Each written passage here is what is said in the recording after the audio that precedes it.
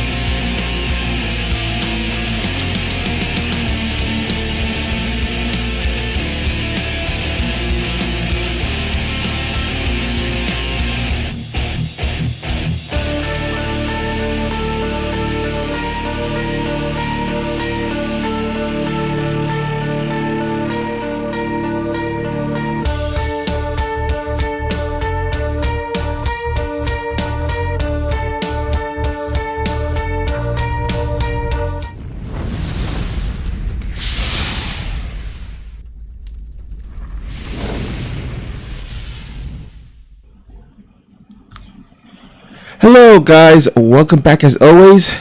We are here for the Alpha Pro Series Premier Edition showdown between none other than Patience and Dream. I am your caster Snoopy, and joined by my side is Salivant. Hey everyone, long time no see, long time since I've casted a match, but I'm looking forward to this one. The new balance patch between Patience and Dream, and oh man, Patience on the new balance patch. I can't wait to see what he's got in store. Yep. And looks like the players are ready, hopefully.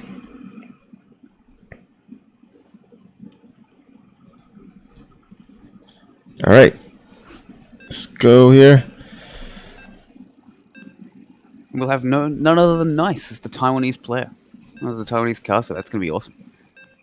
Yeah. I've seen him play, he's really good. I believe he also played in one of our previous Alpha Pro Series as well. It wouldn't surprise me, I mean, most people have at this point. Yeah. If you guys haven't... Even in the pro scene, like half the Koreans have played in them. These are only like the very top players who haven't.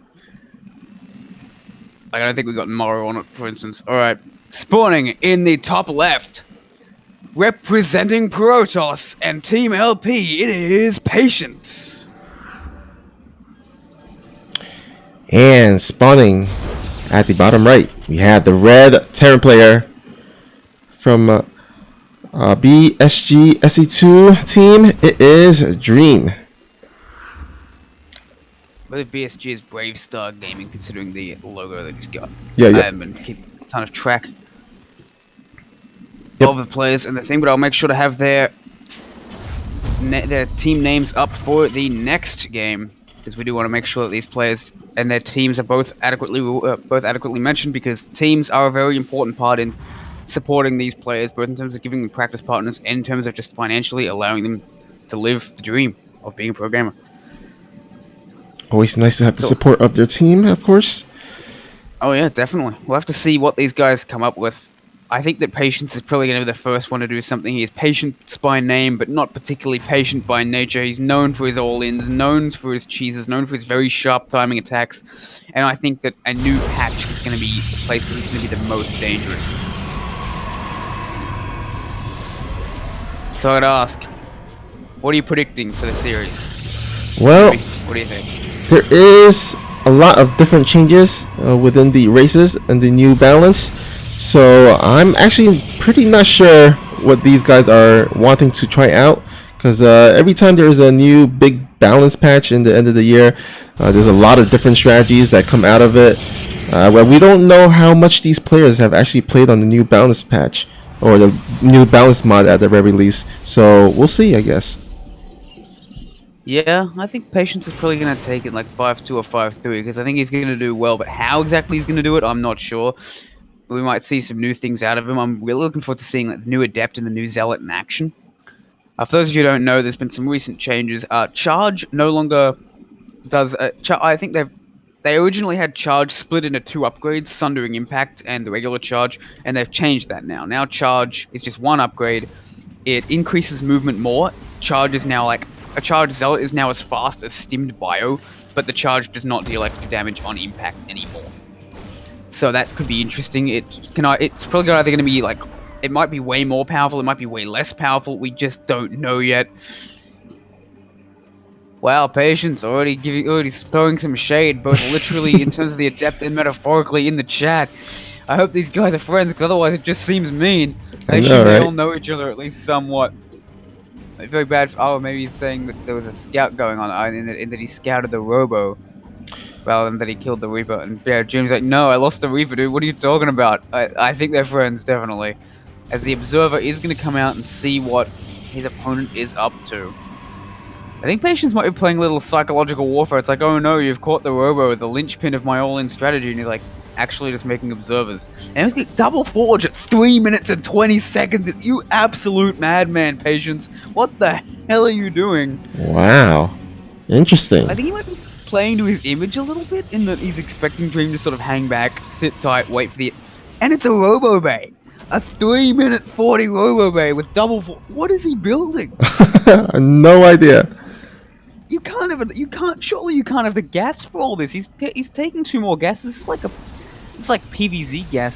It's even more than that. Like, is he going? He must be going for Colossi, I assume, because double upgraded disruptors changes it from weird to just it's just bad. I think because the disruptors don't really care about upgrades very much, but the Colossi, on the other hand, they're super strong defensively. They can help protect these fast double upgrades, protect this super greed from a push from Dream. Oh yeah, I wouldn't be surprised if he went for maybe even a Colossus drop with Warp Prism speed here. But we do have That a would be interesting. but we do have a 2 Widowmine drop here for Yeah. And Patience has nothing. It's almost like he spent all of his money on upgrades instead of units. As here come the Widowmines and he's pulling the probes away. Will he pull them away in time? Oh, the targeting is not quite there, but still he loses so many workers. How many did he just lose there? I don't have game hard on. I need to change that. we have 7 workers killed so far. Ooh, that is nasty. That is a very good. That is a very good drop overall. And he saves the Medivac as well, so Dream's got to be happy with that. But he's also, I think he's seen these 2 forges, so he's gonna see that. Oh no, he's only seen 1 forge. He doesn't know. Ooh, yeah, actually he doesn't see it. He has seen the Robobay, he has seen the forge, so he knows that Patience is playing a very tech-heavy build, but he doesn't know just how tech-heavy he is. And now Patience is taking a 3rd Nexus. The goal to take a 3rd Nexus at 5 minutes and like 15 seconds after you spent so much on tech, but I think he might get away with it. Yeah, seems so. Although I'm not sure if Dream is actually preparing for an attack, because right now he's got a lot of Marines. He definitely is. Stim, combat shield, no 3rd command center. I think he's going to make a few more Widowmines. He's going to go for a Raven to stop those Colossi, and he's definitely going to go for a push. There will be 1-1 up, but I don't think there's going to be any charge or Resonating Glaives or anything like that coming up for Patience. Resonating Glaives is actually getting a bit of a boost / nerf, which I think is going to be very interesting, and that it really makes the Adept a very decisive unit, a unit that has a lot of strengths and weaknesses depending on how it's used. Instead of giving a plus 45% attack speed increase, it now gives a plus 60% increase, as well as the plus 7. Oh my god, that Raven is so close to being killed. But Dream does save it. It has an extra 10 hit points, which can be upgraded further. And it will deal plus 60% attack speed if you have transferred it in the last 6 seconds. So it's got a huge amount of burst damage. You can shade on top of an army, do massive damage. Doom drop for Dream. A hallucinated Colossus to try and soak up fire, but it doesn't matter. There is no blink on these units. Actually, they are going to drop just here. I would have expected them to drop in the main. That would have been extremely powerful. But he chooses to drop here instead. The Widowmines are going to be killed, and these 2 Colossi are now doing absolute work. I'm not sure if this was the best decision from Dream. The interference matrix does come in. It now goes for 11 seconds, which also means that he doesn't have the time to do it again. But at the same time, it looks like it's just going to be pretty much a victory for Dream, saving a few of those Marauders. But at the same time, a victory for Dream is a Pyrrhic victory because of those 2 forges. But actually, 2-2 is not yet started. Patience has not been able to get it started, and there are more Marauders and Widowmines on the way. I don't think that Patience is going to lose the game here, but he's now getting +2/+2, but if he can survive here, he's in great shape. Yeah, and we do see that the charge is about to be finished, so we'll see just how fast. I did test that the Zealot change, the charge change in the balance test mod, and boy, it is so fast, like really fast. You're about to see it. I looked up the unit speeds. They are as fast as Stim Bio now. They have the same movement speed as Bio with Stim. Yeah, which is crazy. I'm pretty sure that's a similar speed to Anabolic Synthesis Ultralisks, though I think the Ultralisks might be just a tiny bit faster than the Stim Bio as well. But either way, this is going to be very fast. But I don't know if he's going to be building charge lots just yet. He's making more Colossus, more Stalkers. Oh, we're going to see a double attack, and there is nothing here at the 3rd base to defend. He's just going to wait for all of the units to leave, and then he's going to hit the main. Oh my god, Dream is going to be playing Patience like a fiddle here. A couple of Widowmines do go off. They take out a couple of these Zealots. And now he's going to drop in the main with nothing there. Patience has pulled his entire army away, and all of a sudden, that is a lot of damage being dealt. This is actually not as important a pylon as you might think, but 3 gateways still going down at the same time, and this 3rd is ready to be hit again. Patience has to split up his army, and he has to split it up well. And here come the charge lots. They are very fast indeed. See how they keep on top of that bio despite the kiting. With the concussive... I've forgotten about the concussive shell, so that does allow the Zealots to be kept off the bio, but not indefinitely like it used to be. Yep, and so far, I think, let's see, 11 probes, so not too much damage there. A good defense by Patience. And now Look Dream. at Dream, he's up 13 workers as Terran, he's got 3 bases up. Terran's not, Protoss isn't getting a 4th, he's up 30 supply. I think Dream is in a massively good position right now. Yeah, for sure. Just a little, not quite on point with his defense, or a little bit greedy with his build. Either way, he does not seem to be getting the advantage he wants out of this, though he is about to have +2/+2, and that could give him a decisive opportunity to fend off this next attack. Yeah, that's the main thing that he has going for him is the upgrades.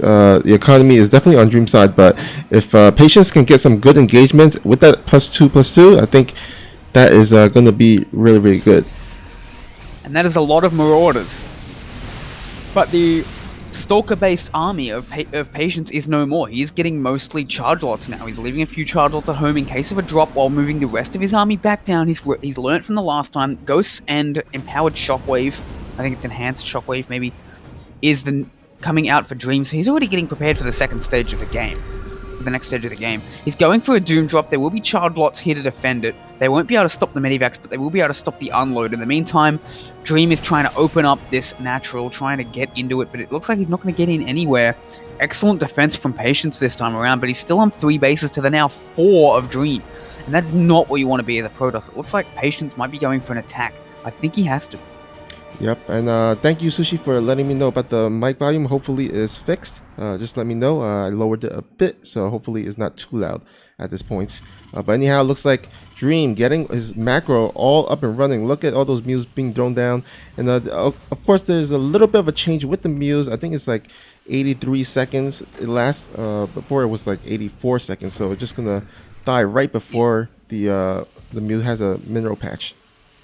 64 to 63, it won't actually change the economic thing, but it will mean that the mules will no longer grab one more mineral patch before they die, which was a very annoying thing for Terran, a little bit of micromanagement that the top Terrans had to do, which they no longer have to, which I'm sure they're thankful for, and I personally don't mind the change at all. It was something that was kind of a bit of an oversight in the overall StarCraft 2 to begin with. StarCraft 2 is a bit more streamlined in that regard. And some good blinks here are going to... I thought they were going to take out a Viking, but they choose to go after Marauder, which just manages to heal up. And he pulls it back. There is actually a lot of Stalkers here, and there's a ton of Marauders here. There's like 20 plus Marauders. 23 Marauders and 30 Marines, 7 Ghosts, 6 Vikings. This is a massively powerful army. +3 armor and +1 shields are coming up. It looks like Patience is going to... Oh, Patience has a... Oh man, look at how fast those Zealots move! I know! Chasing down these SCVs so quickly. Oh man, it's like they got rocket boots on. They're going after everything. There's a lot of damage here, and more importantly, Patience is using this opportunity to move forward. Is the warp prism... Did it go down? No, I think it's still around somewhere. Yeah, it's in the back, very back. Oh yeah, the Ghost Academy does not go down. It does survive. But in the meantime, Patience is going to take this opportunity to try and attack, probably at this 3rd base. I wouldn't try and attack the 4th base with the Planetary Fortress there, but no, Dream is already here. Oh, but it's... The Blinkstalkers might try and go onto this Planetary Fortress before it becomes a Planetary Fortress. But in the meantime, that means he's going to have to run with the rest of his army. An Archon and a few Zealots get caught out as he recalls with the rest of his army, but he's going to take up this 5th base before it gets a chance to planetary up. And that is a lot of Blinkstalkers, though. They're not going to be so great in the frontal engagement, I don't think. Well, right now... Stalker Disruptor is a thing, but that's because of the sheer power of the Disruptor overall. And here comes... Oh, this is a massive counterattack. But I don't know if he has enough to hold off Dream here. Ooh, nice force fields. But now the gate is open. The wall is here. The 3rd base and all of the SCVs are going to go down. But the important thing, I think, is right here. The Vikings doing their job. The Immortals standing tall, but not for long. Everything is going to go down for Patience, and all of a sudden... Dream has a ton of Stint Bio in the natural, while the Blinkstalkers move into the natural of his opponent. There's maybe at least a semi-base trade here. I don't know if either side can actually produce enough production to stop this. There are a few Blinkstalkers back here for Patience. But the army supply heavily in favor of Dream, and Blinkstalkers alone are not going to beat this army, I don't think. Even piece by piece, I think they're going to have a hell of a lot of trouble. Look at that, the EMP goes down. More and more Blinkstalkers coming out for Patience. I don't know if this is the right play or not. He's blinking on top of the units in the main. He's going to stop any more units from coming out. but he doesn't really have the production to continue producing units himself. A ton of Marines and Marauders going after this 4th base. There is exactly 1 base left for Patience, and it's about to go down in 2. I think with these planetaries, with these outlying bases, Dream has a decisive advantage in this base trade scenario, and he's even starting to lose the Stalkers one by one in the main as the Medivac healed Marauders begin to take them down. He's even using some micro in that main base, but in the meantime, the army is untouched for Dream. He has such a large army in the base. His opponent commands 6 Stalkers. I mean, his only army composition is just Stalker, which is not something I really like against what Dream has right now, and definitely favoring Dream in this base trade scenario.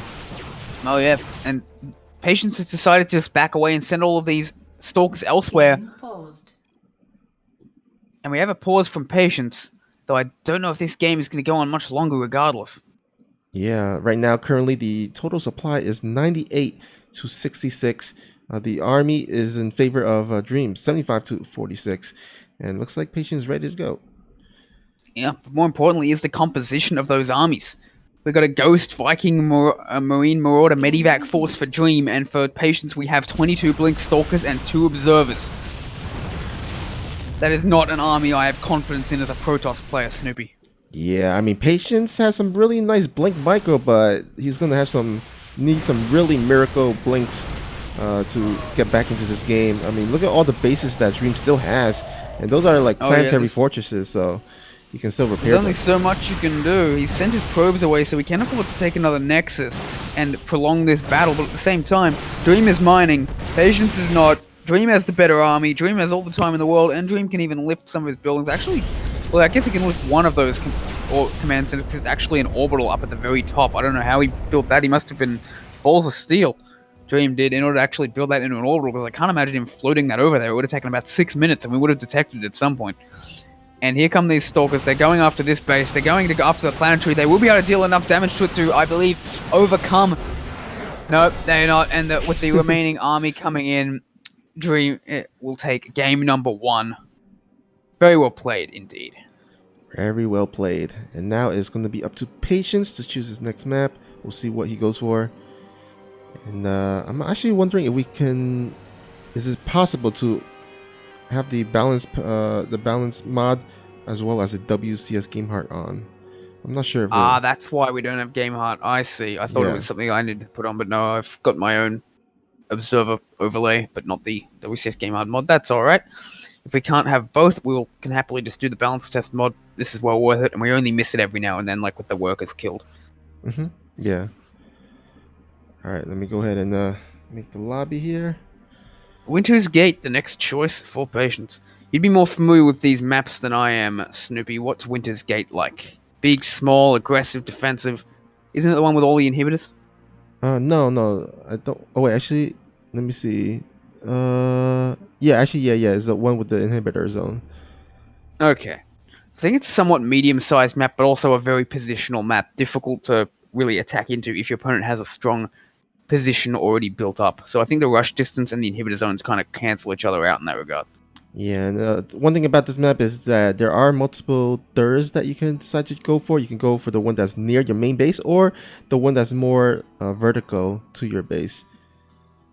Have you played on it, Snoopy? Like a decent amount? Not much, but I've seen a bunch of games and on it, so I think it's pretty decent. Although I think not a lot of people like it because of the inhibitor zone.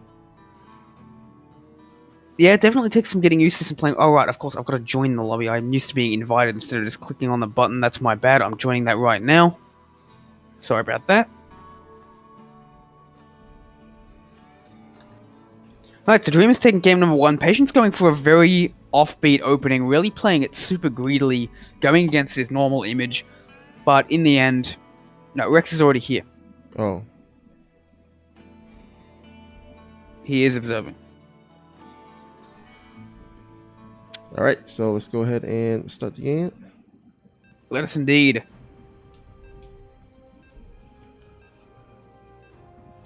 So overall, Dream just punished the greed of Patience, and Patience was not quite able to hold on. He was able to hold on, but he had to sacrifice a lot of things, like his 2-2 timing, his probes, and such to actually hold the attack off. And in the end, he was suitably punished for his greed, and Dream was able to take a big lead during that attack. Let's see. In the upper left, with a strong timing attack to fend off Patience in game number 1, it is Brave Star Gaming's Dream. Alright, and here, spawning at the bottom right corner of the map, we have the red Protoss player from Team LP. It is Patience. And it is actually, yeah, just called Team LP. It's not short for anything. LP is just what it is. Alright, so yeah, looking at this, it does seem like a relatively small rush distance, but there are definitely a lot of inhibitor zones to work through. And like you said, there's a couple different thirds you can take, a more open one and a more enclosed one. I'm guessing that Patience is probably going to take the more open third, the vertical third, because that thing with the rocks and the inhibitor zone seems like if Terran gets a tank, like a tank setup in there, it is going to be practically impossible to breach. How are you ever going to get Zealots on top of that? Yeah. Well, I mean, I guess they are faster now, or you could just shade a bunch of Adepts in and use that plus 60% attack speed if you have Resonating Glaives. I would like to see Patience throw in at least one Adept all in. I want to see how this new build works with that. Yeah. How that new upgrade works with an Adept all in. Yeah, I would love that, because in the last game, we didn't really see much of the new, the new balance changes being used as much. Yeah. If he doesn't, I'm just going to have to hop on the ladder at some point in the next few days, and even though I haven't played in a while, I'm going to have to do it at least in PvZ. I'm going to have to throw some Adepts at people and see what happens. Find an unsuspecting practice partner, aka victim. Throw the 3-gate Adept build in there. I'd like to see how that goes in PvZ, because it's an old build, it hasn't been seen in a while. I think Neeb was doing it in like 2017, and that's where I stole it, and I would like to be able to use it again. But that said, I think that it might be... I wonder what we're going to see this game. We might see a Stargate, I feel like, from Patience. I'm just getting that kind of vibe.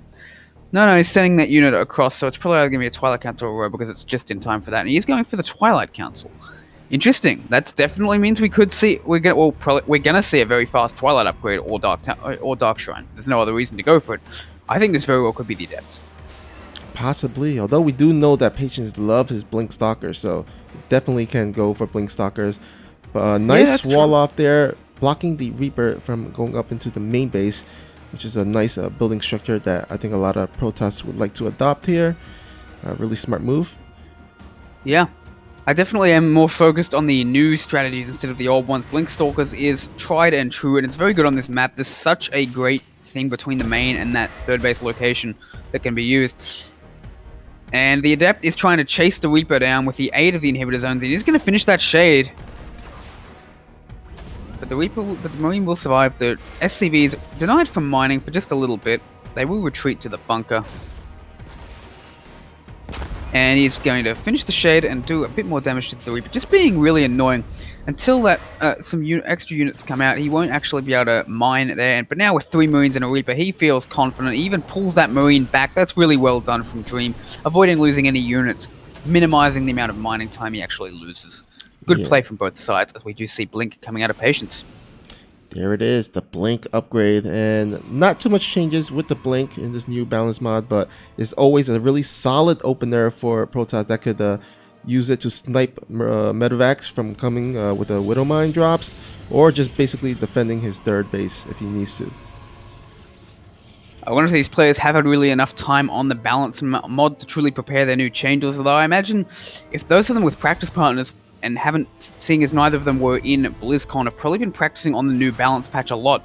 A new balance patch is a good chance to make your name for yourself as a player, especially if you're more practiced at it than your more decorated opponent when the GSL comes around. Yeah, it's a way to get ahead of the meta if you just start practicing it early, get used to the new changes, and then maybe even come up with some new builds as well. Exactly, and I think it is going to be players like Patience and Dream, the somewhat second-string players, the players who haven't had to be preparing for any tournaments or such for the past few weeks, who are likely to start pulling some of this crazy stuff out. Yeah, that's a good point, because these guys have a bunch of free time. They didn't need to travel all the way to BlizzCon or anything, and I imagine that people like TLO with creative minds will come up with some really nice strategy. Yeah, and even more important than the travel time, it's just that they haven't actually been practicing for these tournaments, right? Like the global finals, they knew their opponents well in advance, then they played the round of 16, then they had a week for the round of 8, That's like weeks. That's like a month of time that you have to be playing using the new balance patch. And although I suppose that with the very, very recent changes, like with the charge and resonating glaives, were they only in the last few days or something? So I guess no one's really practiced with them yet. Yeah. No matter how much time you have on your hands, no one's truly comfortable with them just yet. And we do see a proxy gateway from Patience, so he is going to throw some aggression. He's making 5 gateways. He's only proxying 1 though, but he's definitely looking for. Oh, it's 6. Oh man, he's going for so many gateways. He's definitely going for some aggression. He's going to make charge. I think he's going to try and bust down this 3rd base wherever it happens to try and land. Ooh, but the observer does get sniped, so that means it's going to be really difficult for him to blink up into the main base. Oh yeah, but he has no fear. He doesn't fear the Marauder.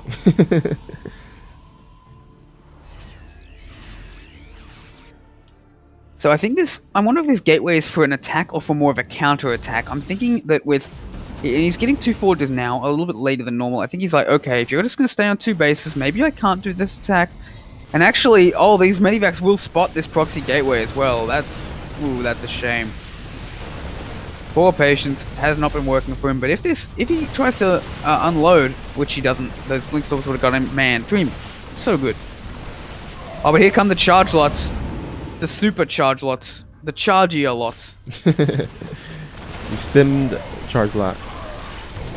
Yes, the stemmed charge lots come forward. Oh my god, they're so fast. The animation looks ridiculous. It's like they're at like 1.25 times speed. But I guess they kind of are. Yeah, they're really fast. And this is going to be a lot of units. I think Dream's definitely abandoned his idea of attacking. He's just trying to defend here. And here it comes. Oh, but Zealot charges in fast, just charging to its own death. Oh, beautiful force fields coming down. But a hot pickup from Dream. That is very well done. And both of them will just continue to trade, but I think these trades are, in general, good for Patience. He's on 3 bases. Dream has not been able to try and take his 3rd command center yet. He's going for Fiber Axe, but it's pretty late Fiber Axe. It's more of a defensive Fiber Axe, which you don't see very often. He's clearly respecting Patience's all-in potential. And Patience is going to go home. He's taking his 1-1. He's happy to just sit back with his 3 bases now. Probably go for a 4th relatively soon. He's even getting a cannon at that 3rd. Where is that cannon? I think it's in. I don't know where that cannon is. Right in the main. Oh, there it is. It's in the main base. There you go. You can click on it, find out where that is. And he's going to take out this proxy gate. Is Dream, not wanting to let it get repowered. That is exactly the kind of tricky move Patience might try. Oh, this Raven's going to get sniped out. And nice pick off there by Patience there.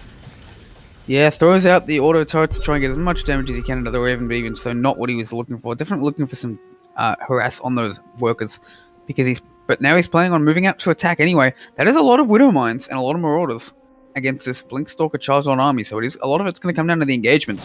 The Blinkstalkers come forward, they do a little bit of damage, but they all blink away pretty fast.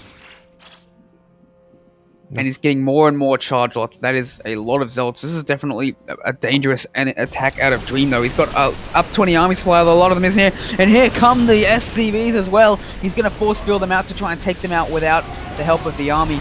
But even so, I think overall this has been a pretty decent fight for Dream so far. But now he's starting to get those SCVs chopped away bit by bit while the rest of the army can't do anything. Good force fields are going to chop this army up piece by piece. I think Dream cannot afford to try and go down this ramp further.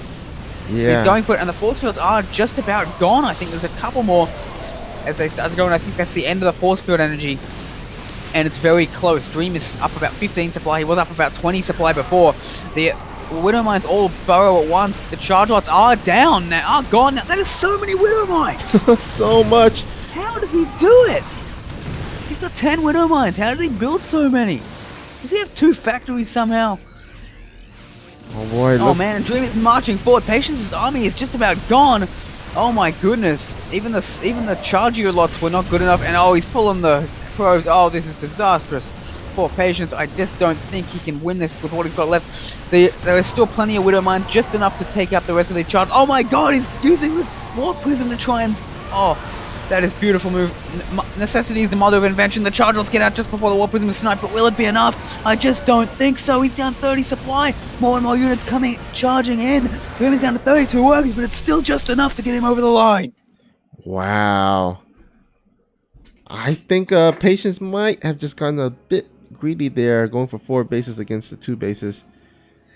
I just don't think he should have attacked. I mean, I think he should have waited for Dream to go for a third base and then hit that. He would have had more opportunities. And Dream was just he was on 2 bases. Patience was on 3. Patience could have just sat back and waited.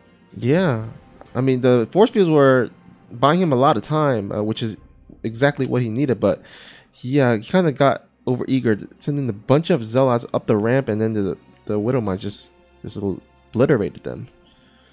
Yeah. Though I like that he's trying it. He's trying out the strength of these new Zealots, seeing what they're good at, seeing what they're bad at. I'm still not quite sure how to evaluate them myself.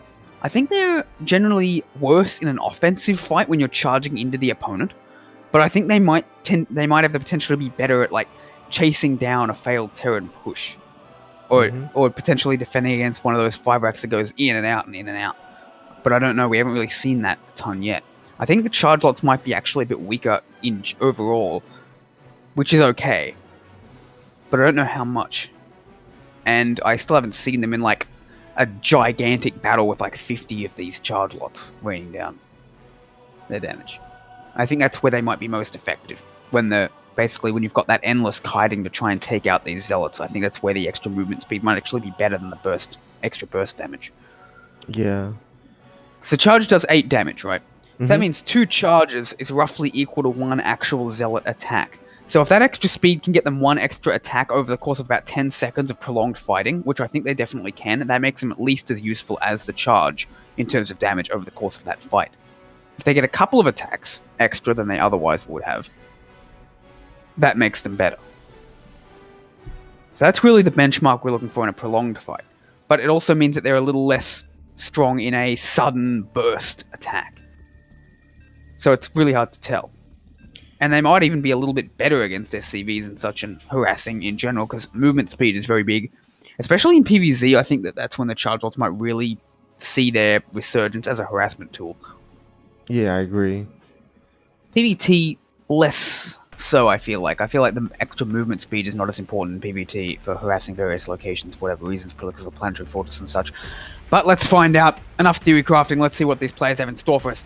In the upper left, down 2-0 against Dream, going for some attacks, going for some defenses. Neither one has really worked for him so far. Will the middle of the road work? It is LP Patience. And spawning at the bottom right, we have the red Terran player up or down, or actually, oops, I got the wrong scoreboard here. Let me go ahead and just quickly fix that. Up 2-0, looking to get a 3-0 lead. It is Dream. Dream has been playing really well so far, but I feel like Patience overall has been overcommitting to his builds. He went for that super fast 320 double forge, which I think was a bit much.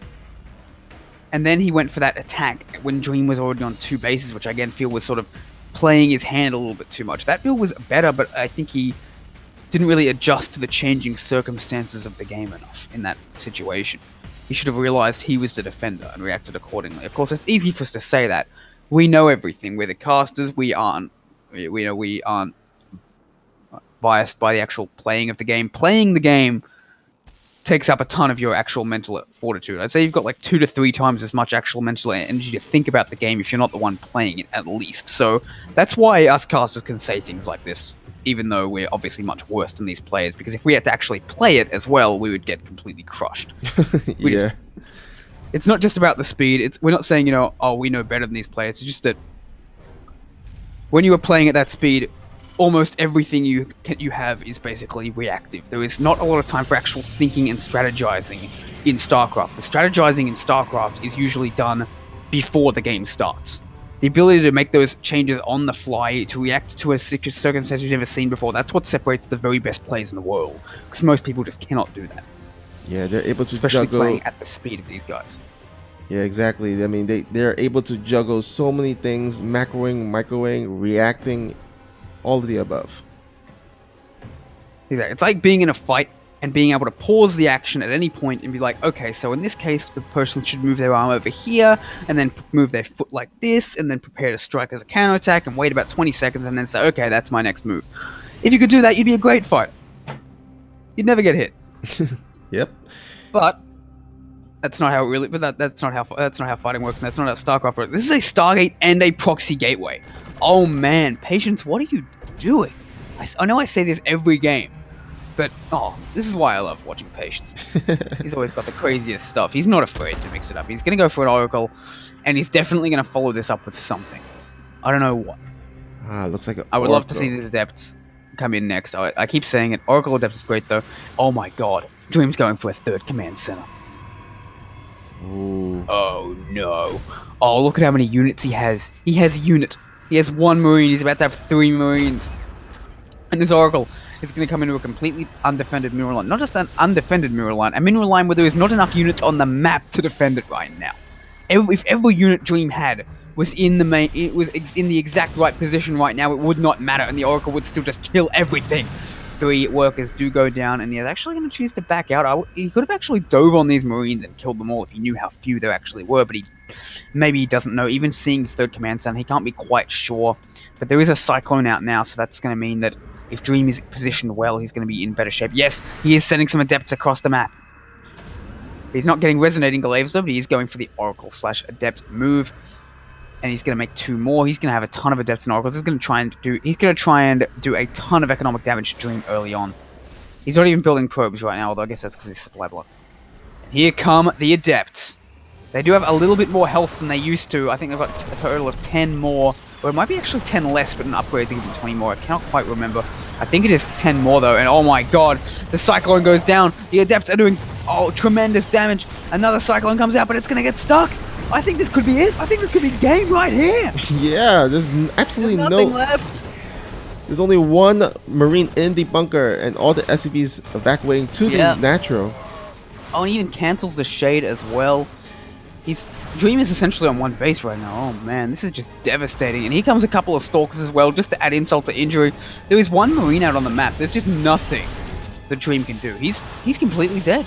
Yeah, that Cyclone is about to pop off, but he's going to pop off into a bunch of Adepts and Stalkers. And there we go. And that's it. Patience. He either succeeds hard, he goes hard, or he goes home. And in the first 2 games he went home. This game, it was Dream who was sent to the bench. And Patience does get the first scoreboard. I mean, gets the first point on the scoreboard for his side.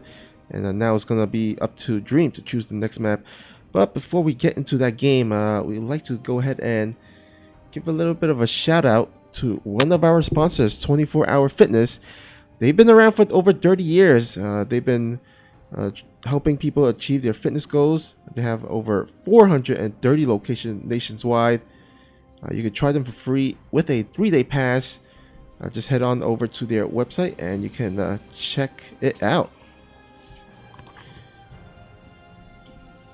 Alright, looks like we are going into Disco Bloodbath as our next map here, which I always love. Everybody start dancing.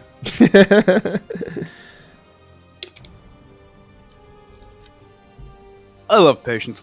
When Patience plays, he either makes his builds either look completely stupid so that no one should ever try them, or they look the most overpowered thing in the universe, and Protoss should be nerfed immediately. Twice. Oh yeah, he's got some really nice aggressive builds sometimes that, I mean, you know, Patience, he's known for his very aggressive blinks, Stalker, or aggressive blinks. So, you know, you would expect him to be very aggressive in terms of certain builds that he has planned. We'll see if he can execute that build again, or will he pull out another one? Let's see if the players are ready here. There's a player called Patience and there's a Zerg called Risky, and I think they should change their names to each other. I know, right? Oh, man.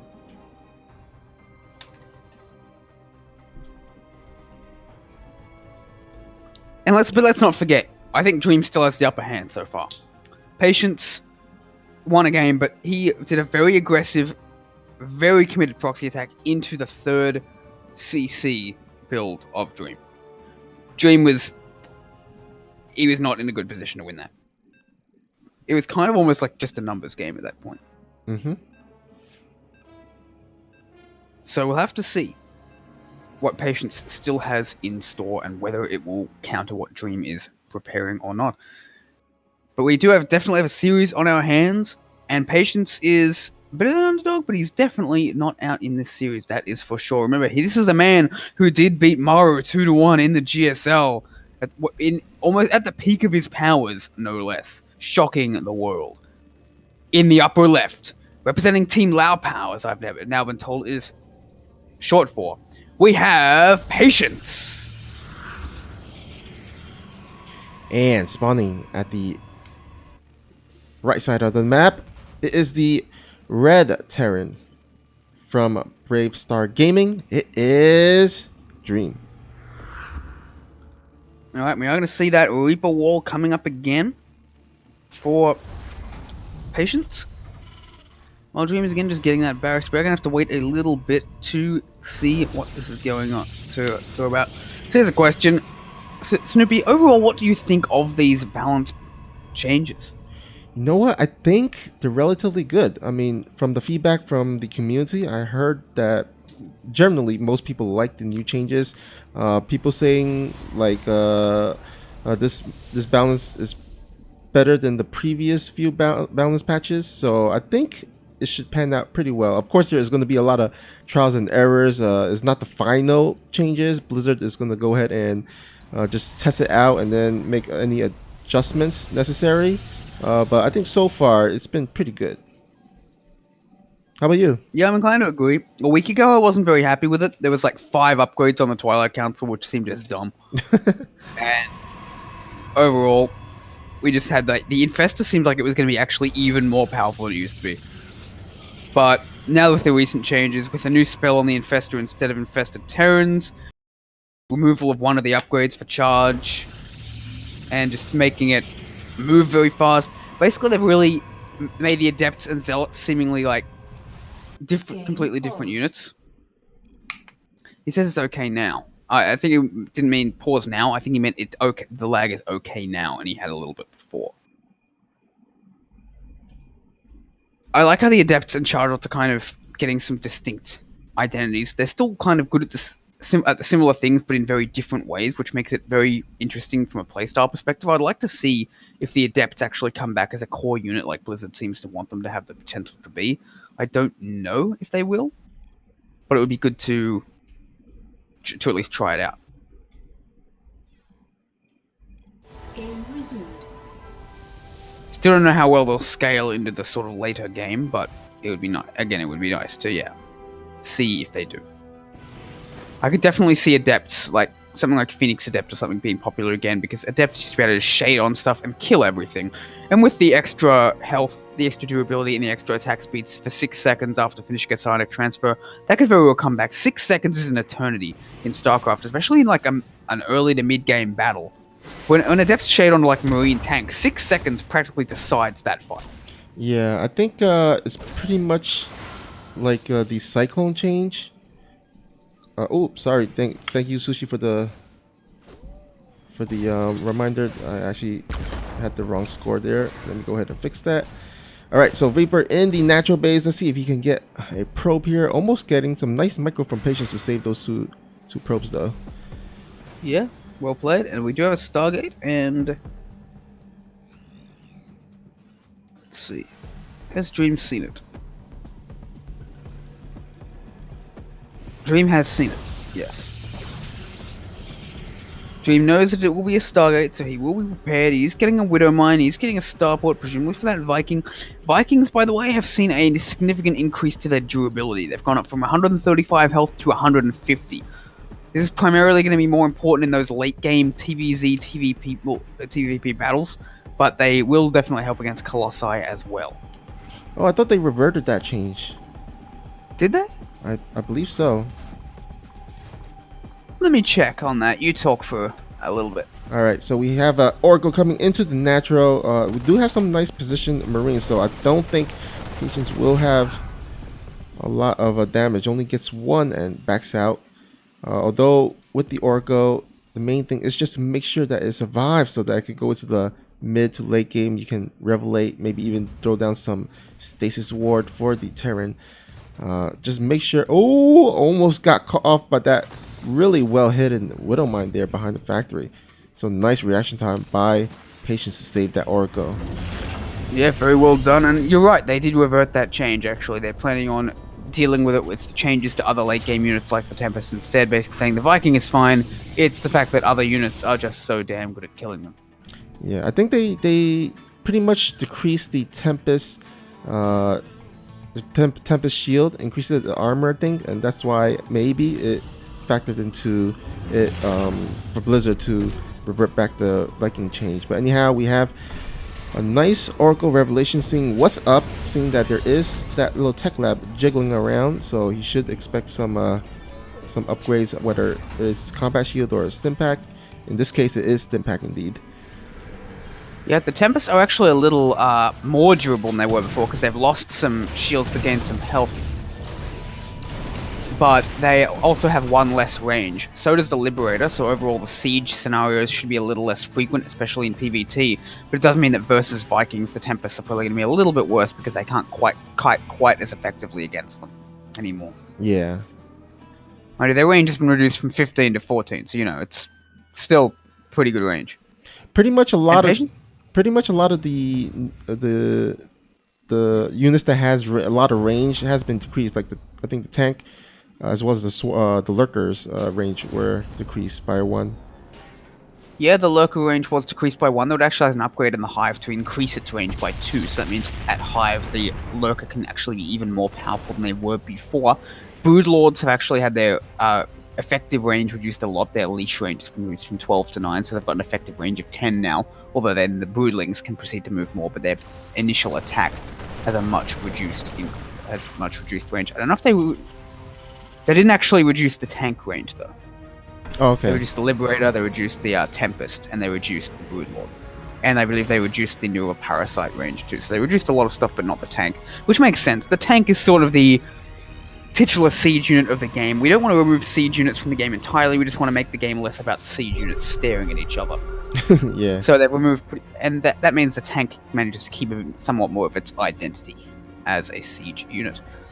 And lurkers at Hive Tech are going to be interesting now because they're going to have 10 range as well as the adaptive talent, so they're going to be actually more powerful than they were before, but they're going to be less powerful in the mid game. I kind of like this change overall. Oh, we have a nice little flank by Patience. Yeah, it is. The Widow Mines are going to be good, though. Oh, man, that is so many clumps of zealots, but they do manage to pull away just in time. But the Phoenix Charge Lot is doing decently well against this. We are definitely starting to see this speed beginning to pay off for these Charge Lots now. As these Terran retreats, that is when the extra charge speed can be the most deadly. As we do see a bunch more zealots moving in, and I don't know if Dream can engage this. I don't know if he can take this fight. Oh, the Phoenix are going to take out a Medivac. Oh, no, not quite. But the Zealots will charge in. Oh, my God. They're so fast. They're getting right on top of this army. The kiting is doing nothing. There's absolutely no Widowmine. Everything. And we see the power of these charge lots now. A prolonged fight when the Terran is trying to retreat and they get absolutely cut to ribbons. It's like trying to run away from speedlings. You can't do it. Once you are committed to a fight, once you commit to a fight against charge lots, either you have enough medivacs to lift them out, or you are gonna die on that hill. With this new speed, they are a very powerful unit. And Patience making in the right circumstances, at least. In the right circumstances, they're very powerful. And that makes them very interesting. It seems like the Terran oh my god, these units, they could be very swingy. I think that is going to be so much damage being done. I think the Dream might be about to go down in this game. This command center will be forced out. Yeah, I have the feeling that these charge lots could either be very weak or very strong depending on how they're used, which I feel is a sign of a good unit as long as there's sufficient counterplay to them. I would like to see the units be able to be very different in the hands of different players. Is I think the sign of a really good unit. Like Zerglings, for instance, are one of the big units of that. Like if you remember Life, and now you remember Cyril and Reyna, they both use their lings in very different ways. Some of the best Zergs out there have just been able to use their lings relentlessly, being everywhere. I believe that Patience is saying that he has 50 ping. That's what I imagine that 50 probably is, and he's asking Dream if he has the same. I don't speak Korean, but that's what I would imagine for the 50. And the region, the region doesn't matter. We're not on the US, which means there's only one server to Korea anyway. Okay. Korea and Europe don't have the region differences like that, I'm pretty sure. Okay, because I saw in the region area there was a option to choose Korea or Taiwan. So. Oh, okay. I did not know that they'd made that. You're saying he's got 14 now, I believe, so that would be enough to go. But overall, I think that 50 ms ping or no 50 ms ping, which is impressive, by the way. I can't believe these players are so good to notice 50 ms ping. Even like I never would. I wouldn't notice the difference between like 30 ms, which I usually get in Australia to Australia, and 70 ms. I would just I barely even notice like 150 most of the time. I'm just not good enough at micro for that to matter. I actually noticed it on my end. I'm like really sensitive to the ping. I mean, like a good few decent amount of ping on my side, it makes me go from like, I don't know, like master's level to like diamond level or something. Oh, there you go. There you go.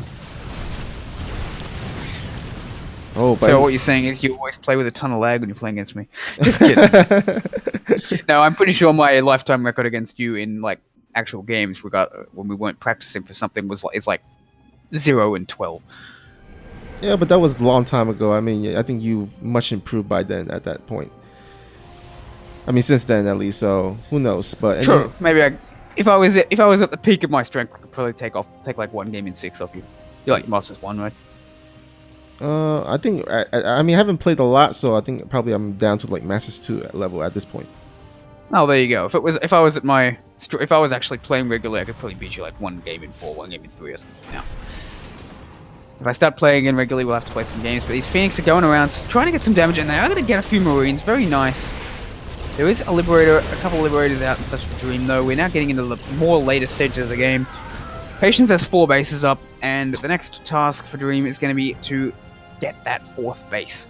Patience is in a pretty strong position considering just how strong he was in that mid-game. I'm impressed that Dream did not actually just lose the game to a charge lot attack.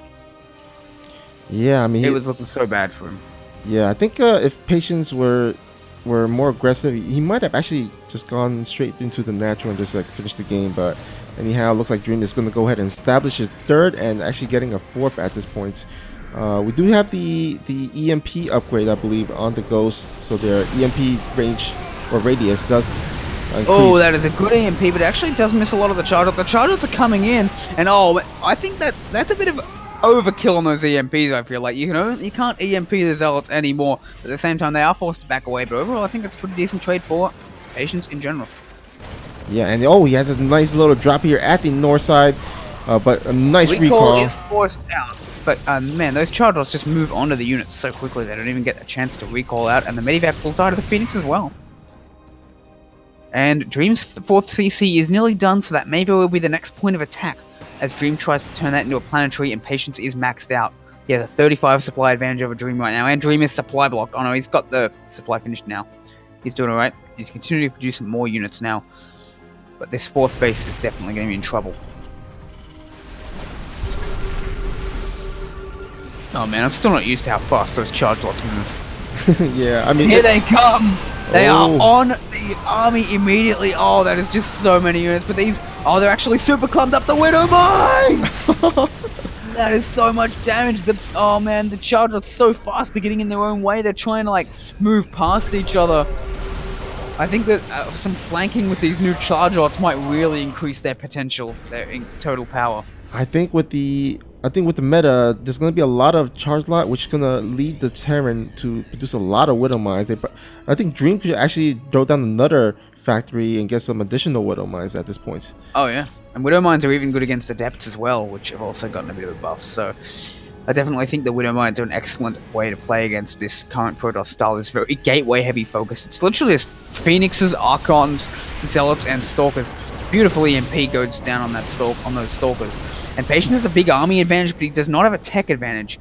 He has a slight upgrade advantage, and that's about to be 2 upgrades in about 20 seconds, and he'll have a very short window before 2-2 is finished Dream, which he might be able to use to get in and get some real damage done. I'd like to see him just try and warp in a few units into that main base as well to try and really pull Dream out of position. But Dream, I guess he's not really in any rush, right? I mean, Dream is still on 3 bases, but here it comes again. Patience is gonna be Patience. And overall, about as good a fight as Dream could have hoped for, although he loses that 4th CC, but at the same time, it's still a pretty even trade. I think the Patience is definitely taking a big lead here. Oh, and that is a very forward Liberator, but it does get away with it for a little bit. And here come the Chargeolots.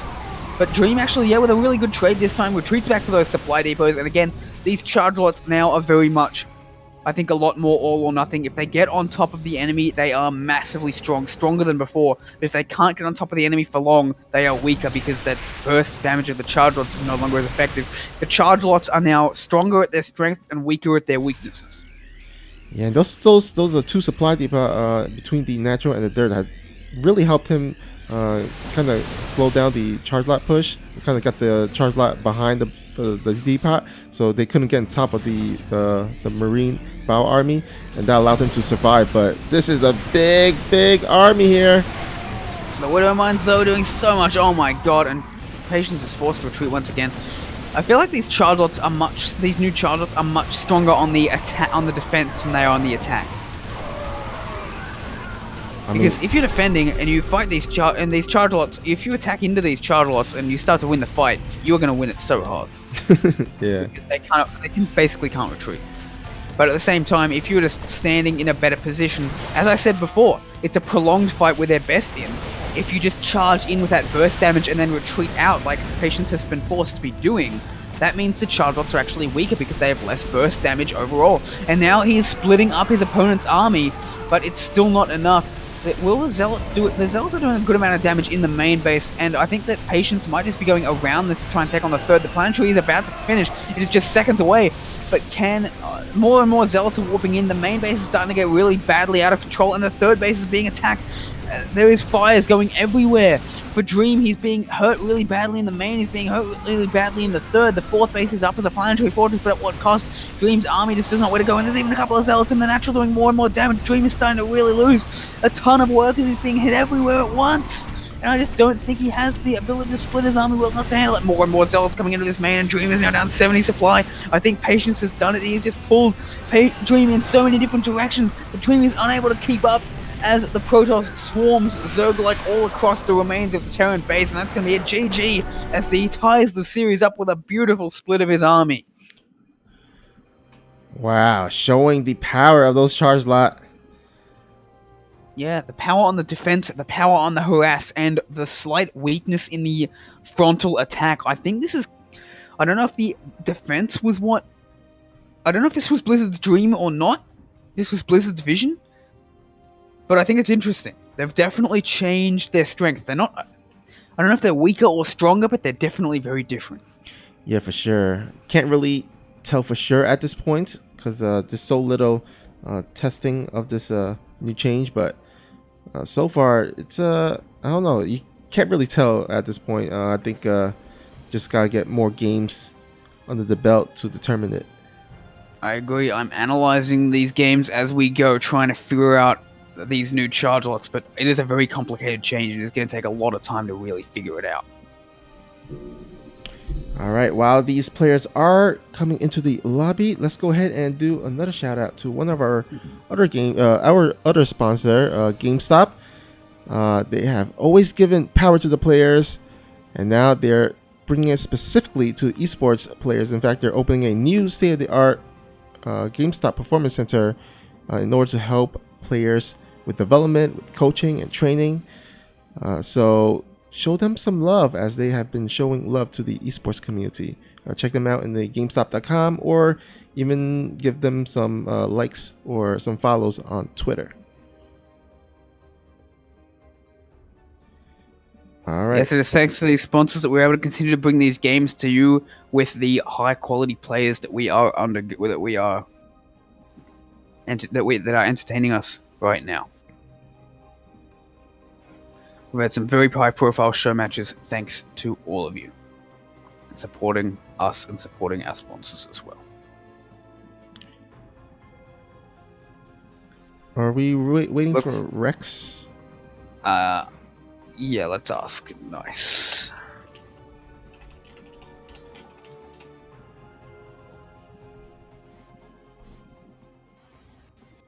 He's in the He's in the Alpha Pro Series lobby. Okay. I have the lobby link in the chat, so maybe he's just AFK or something. I'm not sure. Yeah, might be going to the bathroom or something like that. Hopefully the lag isn't a problem in this next game. Indeed.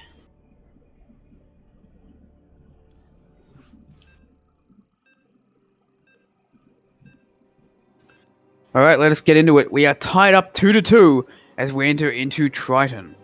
Yep, guys, remember there is a Matcherino. Although I think we've used up all the coupon codes, but if you want to donate to the prize pool out of pocket, the players I'm sure will be much appreciated.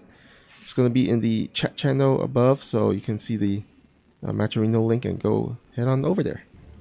Well, we've used it already. Thank you so much, everyone. Alright, let's introduce the players whom you are cheering for and supporting with your Matcherino codes. In the upper left, looking down and in serious danger of being out. Now with the comeback and looking to take a decisive lead in this series, it is Team Lao Pao's Patience. And spawning at the bottom right, we have the Red Terran player. He is down in a 2-game losing streak, looking to break it. Can he do it? It is Dream. I really like the Bravestar Gaming logo with that eagle, the bear, and I think that's a puma. Let me see this. Get up close here. Oh yeah, actually I like that too. Yeah, the Animal Kingdom presented in all its glory. Got the jungle. Sorry, that is the kind of chimera I do not want to run into at night in a dark alley. Oh yeah, for sure. And I may need to steal that for my D&D sessions. Throw that at the players. I might have to run like a screaming girl if I see that. Just remember, you don't have to run faster than the chimera, you just have to run faster than your friend, so make slow friends. Yeah, just get the new charge upgrade and you'll run fast enough. Exactly. Those charge lots could outrun that chimera all day. All day.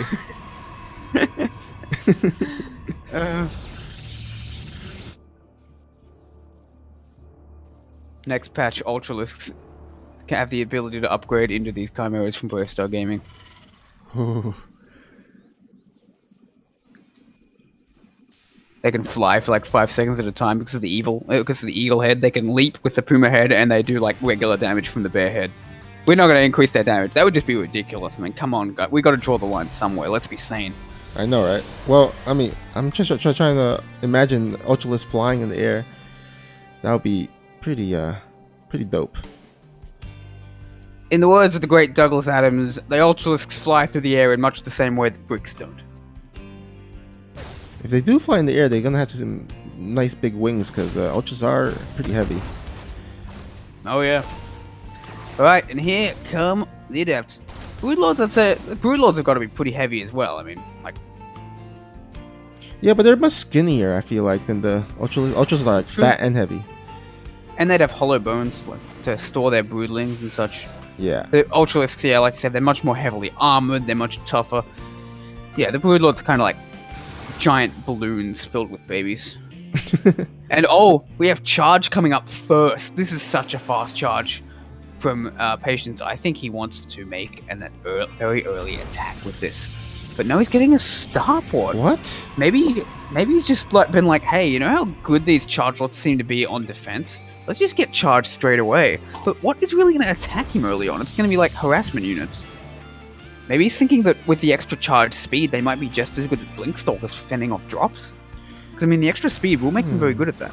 Yeah. I mean, this is really interesting because we usually see the Stargate before the Twilight Council. Like, we know that Phoenix into Glaive Adepts or even to Charge Lot composition. But usually, yeah, the Stargate gets made first. But this time around, it's the other way. So, let's see what he's going to do here. It looks like maybe Phoenix. Yep, Phoenix. And we do only have one charge upgrade now, remember. It would be, if this was like one of the Adept upgrades, I could see it being like a double Adept upgrade push. But as it is, that's not going to happen. We are just going to see charge lot, charge, and we don't actually have any charge lots left. Maybe he just wants to build up that charge lot count very early and doesn't want to be at risk of an early attack when he does it. Maybe he's planning a Phoenix charge lot attack. It seemed very likely that, the Phoenix charge lot composition. Yeah. Because he knows that Zealots are very bad without charge, and and therefore he would have to amass more Stalkers or Adepts than he's comfortable with potentially defending against early harass. He says, I just want to try and defend it with charge lots if I can, because then I can build more charge lots for my attack. That seems like the most likely scenario right now, and he's building 3 more gates, and I wouldn't be surprised if that's not the end of it. But oh no, he's just getting a very fast 3rd Nexus. I think the idea is just he's going to defend this 3rd with charge lots super fast. I like this play. He's seen that, you know, charge lots are very good on the defensive. That was what Patience, and that was what I took away from that last game, and I imagine Patience may have taken that away as well. He's just like, okay, if charge lots are that good, I can get a super fast charge and play a bit greedy. Or at least play a bit economical. I wouldn't say this is greedy, like he's not going for 320 double forges or anything, he's not going for any forges at all just yet. The other possibility is that with no forges and such, he could actually be just getting 3 bases for some extra minerals and going for a very big charge lot attack. Actually, I think that's what he's doing. He's getting 4 more gateways. So he's going up to 8 gateways. I think he's getting +1 air weapons? What? Patience! What are you doing? Again, every game I say this. I don't understand this. No forges, fast 3 bases, air weapons. You For don't Phoenix. see this every day, for sure. I mean, you occasionally see this off double Stargate Phoenix in PvZ, but with just 1 Stargate worth of Phoenix? Yeah. This is pretty interesting. Good Widowmine shot. Maybe he's going to try and use the charge lots to defend like a very fast move into air like Tempests, and he's just getting those early upgrades fast, or maybe he's just going to commit to a lot of Phoenixes and thinks the +1 air weapons is going to help him there. Yeah, we do know that... I mean, he's sniping down these Marines, so that indicates that he, wants these Phoenixes to continue to remain effective. We are going to see Phoenix Charge Lot as the choice, and I guess he's decided that he would rather have the Phoenix upgrade than upgrades on the Charge Lots themselves. I think Dream really needs to attack like soon, because Patience has gotten that dirt base up and running for quite a long time, and the CC is only 50% done. But it looks like... Gets a Widowmine, nicely done. Has an Observer around. I think the problem is that these Phoenixes are going to do, like, be very good at backstabbing attacks when Dream does try and move out. And he's going to have a lot of charge lots, his Patience, by the time that Dream gets across the map. In fact, it looks like Patience is again looking to posture in the middle of the map. He might be looking for an attack of his own with +1 air weapons finishing up, which is not a speech I intended to make. +1 air weapons finishing is not usually the prelude to an attack. Yeah, oh man, so Not many usually the charge prelude lots. to anything except +2 started. And oh my god, that is a lot of charges. But again, I think he needs to learn from previous games. It needs to wait for this 3rd base to try and be taken. If he waits for this 3rd base, he'll have so much more room on his charge lots. Attacking into this natural is a position that the new charge lots are weaker in than the old ones.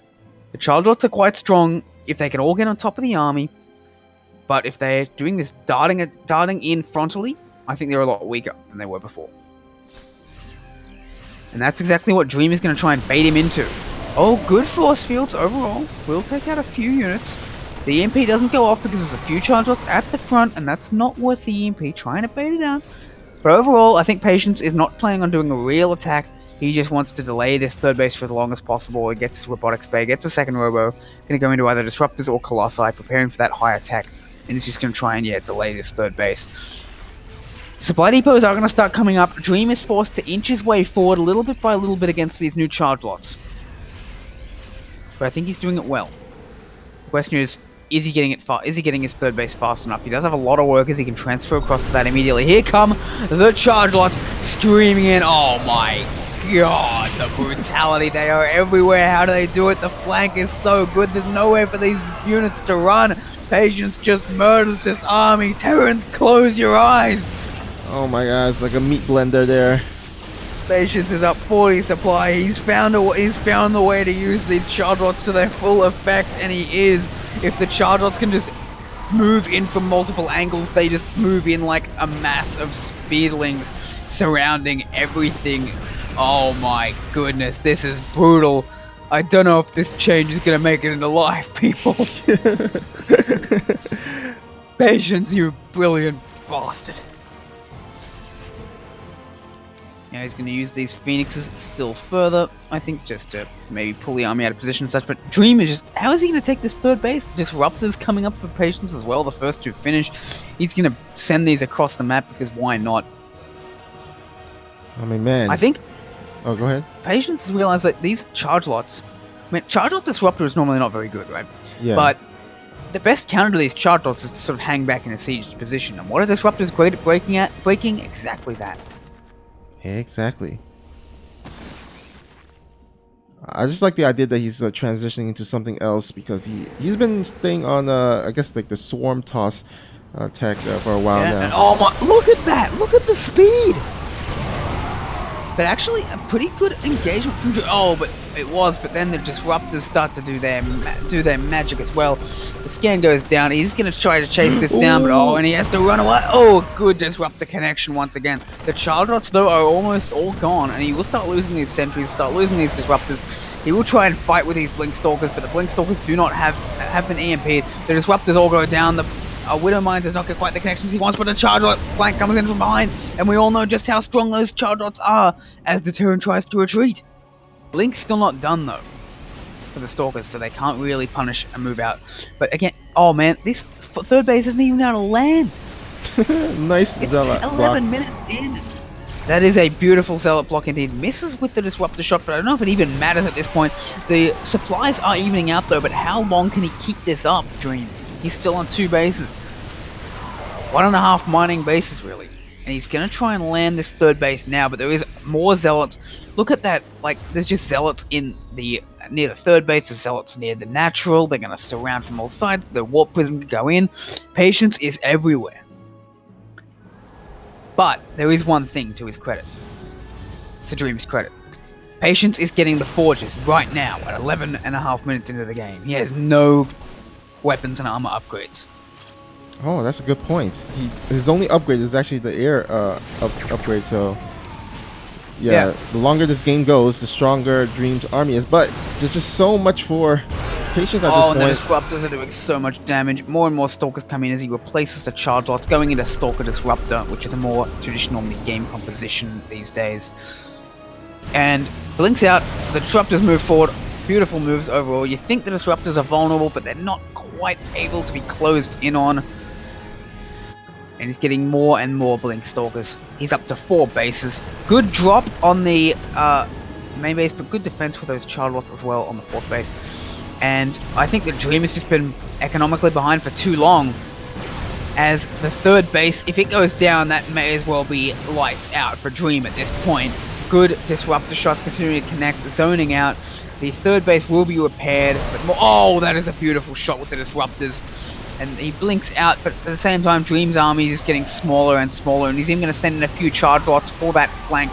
A flank they're so good at with that speed as they charge on in, sticking to the Terran army like glue. And the 3rd base goes down. Yeah, this is pretty much GG at this point. Game-ending damage.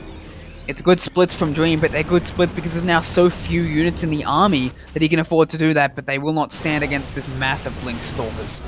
GG is called, and suddenly Patience takes 3 games in a row after going 2 games down and takes a lead for the first time in this series. I just realized I used the phrase "at this point" a lot in this cast.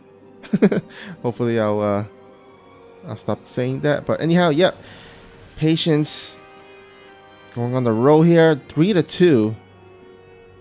And this series has been very, very streaky, I should say. Oh yeah, it's nuts.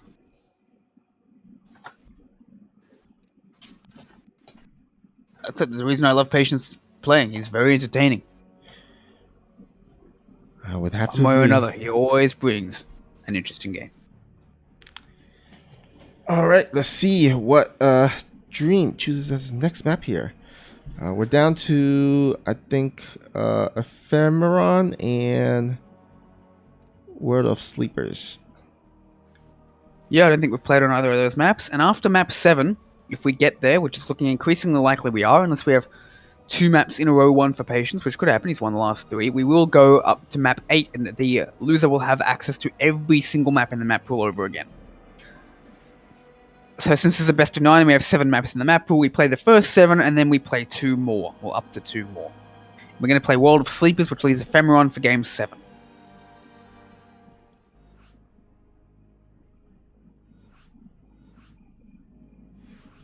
I believe World of Sleepers, isn't that a really big map? I wouldn't say big. I mean, it's decent, but I wouldn't say huge. Most of the maps are pretty big these days. Yeah.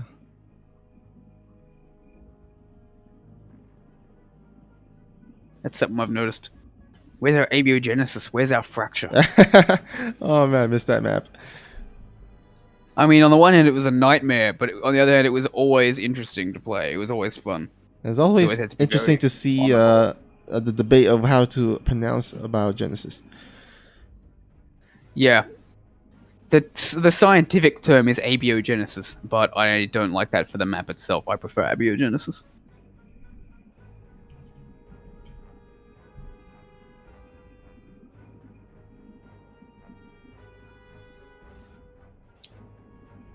Alright. Patience is ready. Let's see if Dream's good to go. By the way, guys, this is a best of 9, so first player to 5 wins the series and wins the prize pool of 60%, while the runner-up will go home with 40%.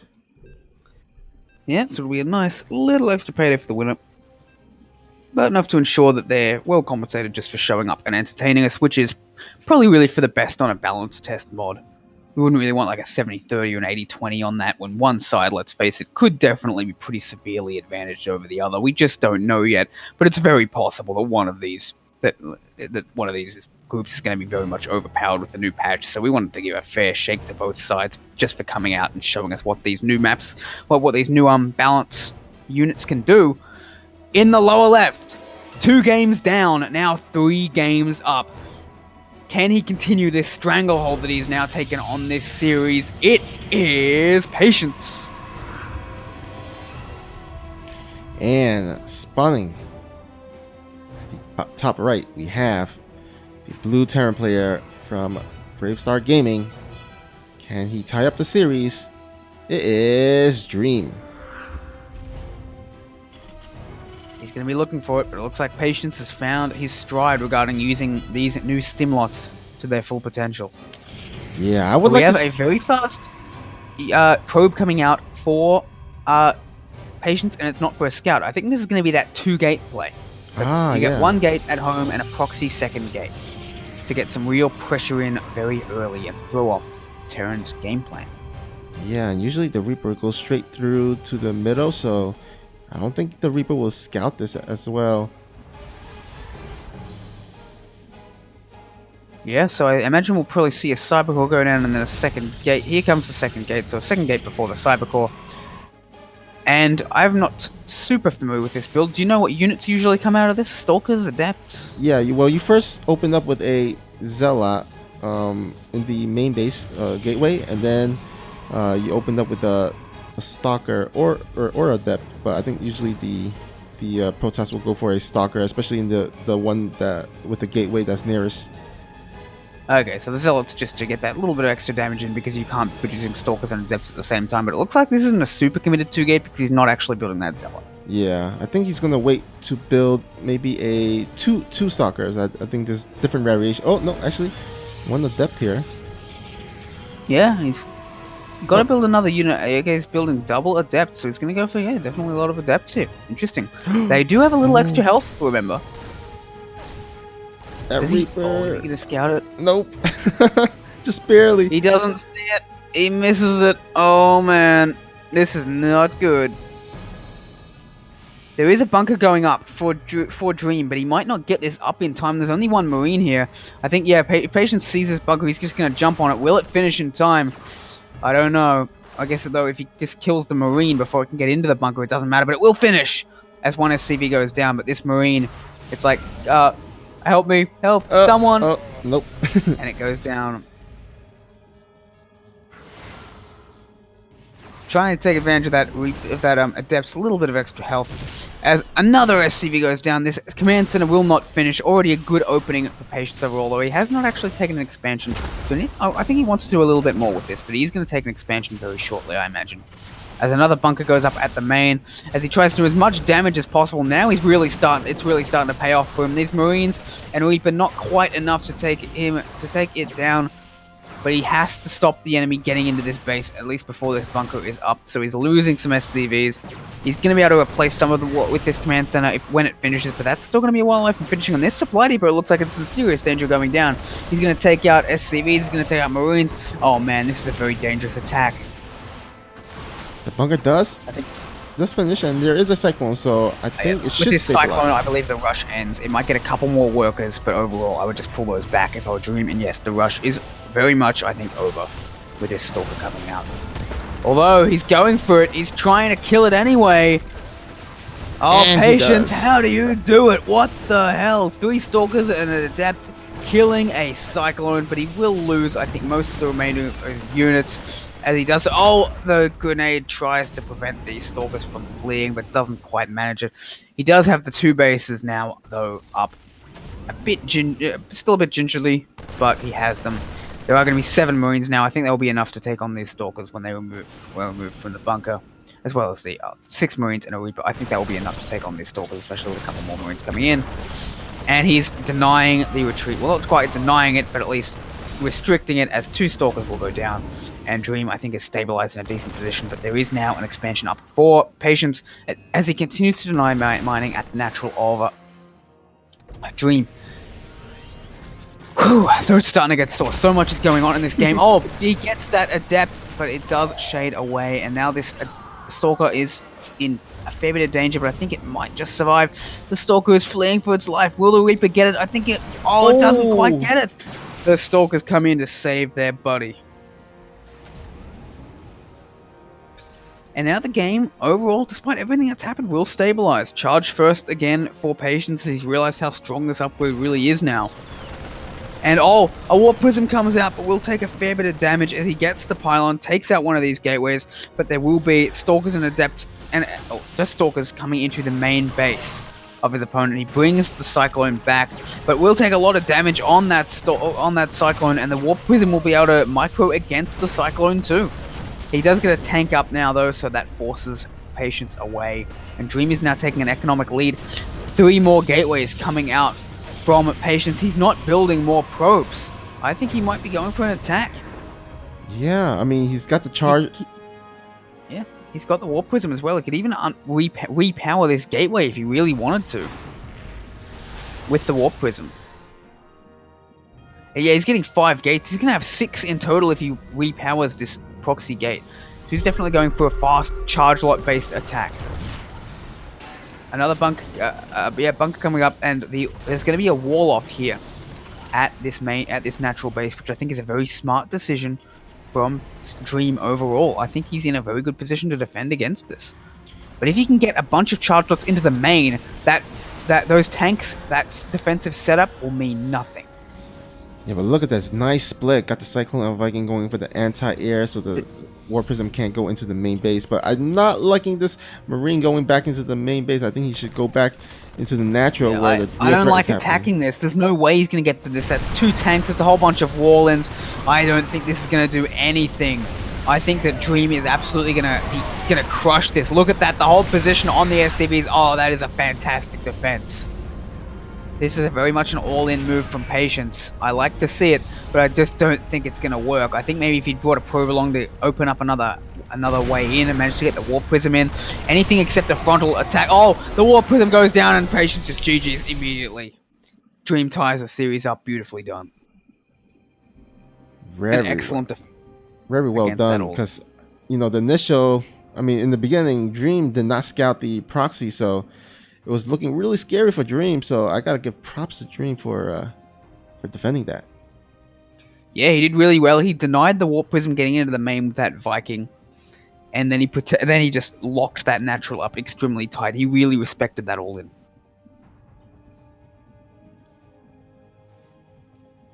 Ephemeron will be our final map of the first 7. And now we are guaranteed to at least get to a map 8 where the where the loser of Game 7 will get the opportunity to pick any map they want from the pool, which is a very big advantage to whoever is down facing match point. So there is a very good chance we may see a game number 9 here. Oh, that would be awesome. Can't wait for that. Yes, me neither, but we will have to see. Yeah, let's go ahead and before we get into this next game here, let's go ahead and give a shout out to one of our sponsors. We wouldn't have events like this without support from our sponsors, such as 24 Hour Fitness. They provide awesome personal trainers that can help customize a plan that fits your life and deliver the results that you're looking for. Again, there are over 430 locations nationwide. You can try them for free with a 3-day pass. Just head on over to 24 Hour Fitness website and you can check them out. So thank you to our friends at 24 Hour Fitness for their awesome services as well as their amazing support. And let's go ahead and get this next game rolling. Let's see if the players are ready. Thank you very much. If we're going to have a sponsor, I would like it to be a gym. They do good work, helping people get fit, maintain healthy lifestyles. A lot of the top players in StarCraft do go to the gym regularly and do make sure to maintain their physical fitness as well so they can maintain optimal mental health for their game of choice. So it's definitely good to get a bit of exercise in. Make sure that you're performing at your peak. Definitely. Even if what you do is mostly just about knowledge and maybe hands. Strengthen those wrists as well, people. It's very important. Do those wrist curls. Oh yeah, there's some. You don't want to end up like a lot of players. There's some wrist exercises that Sunlily showed us a little back then. From what I heard, it actually helps. So. Yeah, I bet. Stretching and strengthening those wrists is very important. In the upper left, someone who I bet strengthens and stretches his wrists. A Terran professional, one who faces probably the most potential wrist damage of any player in just about any game imaginable except maybe Brood War. It is Bravestar Gaming's Dream. Alright, and spawning at the bottom right, we have our blue Protoss looking to get the lead in this tiebreaker at this point. Oh wait, I said at this point again. Sorry guys. It is patience. Everyone drink. It's like a drinking game you can make out of. Exactly. Every time Snoopy says says at this point. Every time Sal speaks for at least 20 seconds without stopping to draw breath. Drink a bottle of water in the favor of Salvan slowing down. Yeah, I've already got my water. I've already drank one bottle throughout this cast. Alright, let me go ahead. Usually between games. There's not really much time otherwise. And both sides are just going to go for those expansions once again. We're not going to see anything super crazy just yet, but we may very well see some interesting stuff out of 2 bases. 2 base play is still really very much the early game in modern StarCraft 2. I remember when that was not the case. I remember when the maps were so small that 1 base Colossus in PvT was a legit build. Steps of War. Ah, yes. Steps of War. Who can forget about that map? I was still just a bronzy back then. Worked my way up from the bottom, and now I'm kind of okay. I do wonder, like, how the games would turn out if we played in the old maps, like the Wings of Liberty maps. Oh, well, for one, this Reaper would get like 2 kills every time. Unless you started with like 12 pylon, 13 gate as Protoss. Yeah. People have gotten so good at controlling those Reapers now. Oh, could you imagine? Can you imagine just like 12 pool against Protoss? It would just be... Oh, you want to expand? Sorry, wrong map. Oh, the good Cannon Rush or Bust. Yeah, I just remember the good old days where Forge was like the first building that Protoss made against Zerg. It's like Forge, fast expand. I remember those, yeah. Those were interesting times. And the Marine will go down. This barracks is gonna, this bunker is gonna have a hell of a time getting up. And you want this and you want the steps of war to be that's 20 seconds faster than that adept gets across the map, Snoopy. The bunker doesn't even get to start. That would be a nightmare. Like, it would be interesting to see that for us for about like 2 games, and then the players would revolt, and they would like perform a revolution and demand our heads. But I think this bunker might actually be forced to be cancelled. That would be huge. He does bring the SCVs forward though to continue constructing it. Oh man, so many workers are going down to this. The adept does go down though, and finally this will be sent back as the bunker does finish, but at what cost? Patience is now up 8 workers already. He's getting more gates. He's getting blink. Not macroing quite as well as he could have potentially behind this, because he was macroing so heavily. I'm not going to fault him for it, certainly. And he's going for a proxy gate as well. Oh my god, he's going for 4 gates. This is going to be a very heavy, I think, Blink Stalker all in. He's going to have 4 gates in the main, 1 gate over here at the proxy. He's just going to go for it. He's going to go all out. And a Cyclone being made, which is decent, but not fantastic against Blink Stalkers. Tanks are definitely better. Yeah, you definitely want to get a tank in the main base just to make sure they don't blink up. Or maybe in the natural as well. Yeah, but Dream doesn't know. He knows about he doesn't even know about the Twilight Council, actually. Yeah, he's got a question mark. So he's like, what's going on? Yeah, I think he had to build that Cyclone because he suspected a Stargate might be coming in. Because he didn't know at all what the tech was. And now, these Blink Stalkers are about to come out on his doorstep. He even makes an adept just, I think, maybe to disguise what he's actually doing while this Reaper is still there. But now there is 1 tank, but is there an observer here? Nope. I don't think there is. No, is there even a robo? Nope. No, this is just an all-out attack on the front. Unless it would have been interesting to see. The adept! The adept gets onto the main ramp. Oh my god, what a play! Oh He's man. gonna use that for the high ground vision, and there is like nothing left for Dream all of a sudden. He's gonna lose a Stalker, so what? He's just gonna blink these other ones forward. Another tank does come in. But if he loses this high ground vision, that could be really bad though. Oh, he's blinking another Stalker in to try and get that high ground vision. He has to maintain it at any cost if he wants to continue to put this push, but at the same time, Dream has lost so many workers. The high ground vision is gone. Dream might be able to begin to stabilize. No, he's actually pulling the natural back. Oh, Dream is in so much trouble right now. He's going to lose all these things on the low ground, and a Stalker goes into the high ground, takes out this tank immediately before there's a chance to react. There's no more energy left on these Ravens. But there is another tank. This is going to be so close, but at the same time, Dream has already lost so many workers. And these are just going to keep on coming in. These units. Dream will not be supply blocked, but only because he's already lost so many units. I don't think that's really something he's happy with. Yeah. The Zealot goes in for the high ground vision. Is he going to blink on top of it? He does. He blinks slightly to the side as well. That is a beautiful blink. He doesn't blink on top of all the Marines, but he blinks to the side so he can still take on the Marines anyway. But there is a decent amount of Marines, but they don't have Stim. Stim is not even being started. So this is going to be difficult to fend off. And again, Patience is up 14 workers. He doesn't really have to do this. He's even taking a 3rd base. He can just keep on harassing with this until it finally gets thrown out for good. And he's going after the tank again! Oh, wow. But, I think actually he might have overstayed his welcome now. He lost so many Stalkers for this.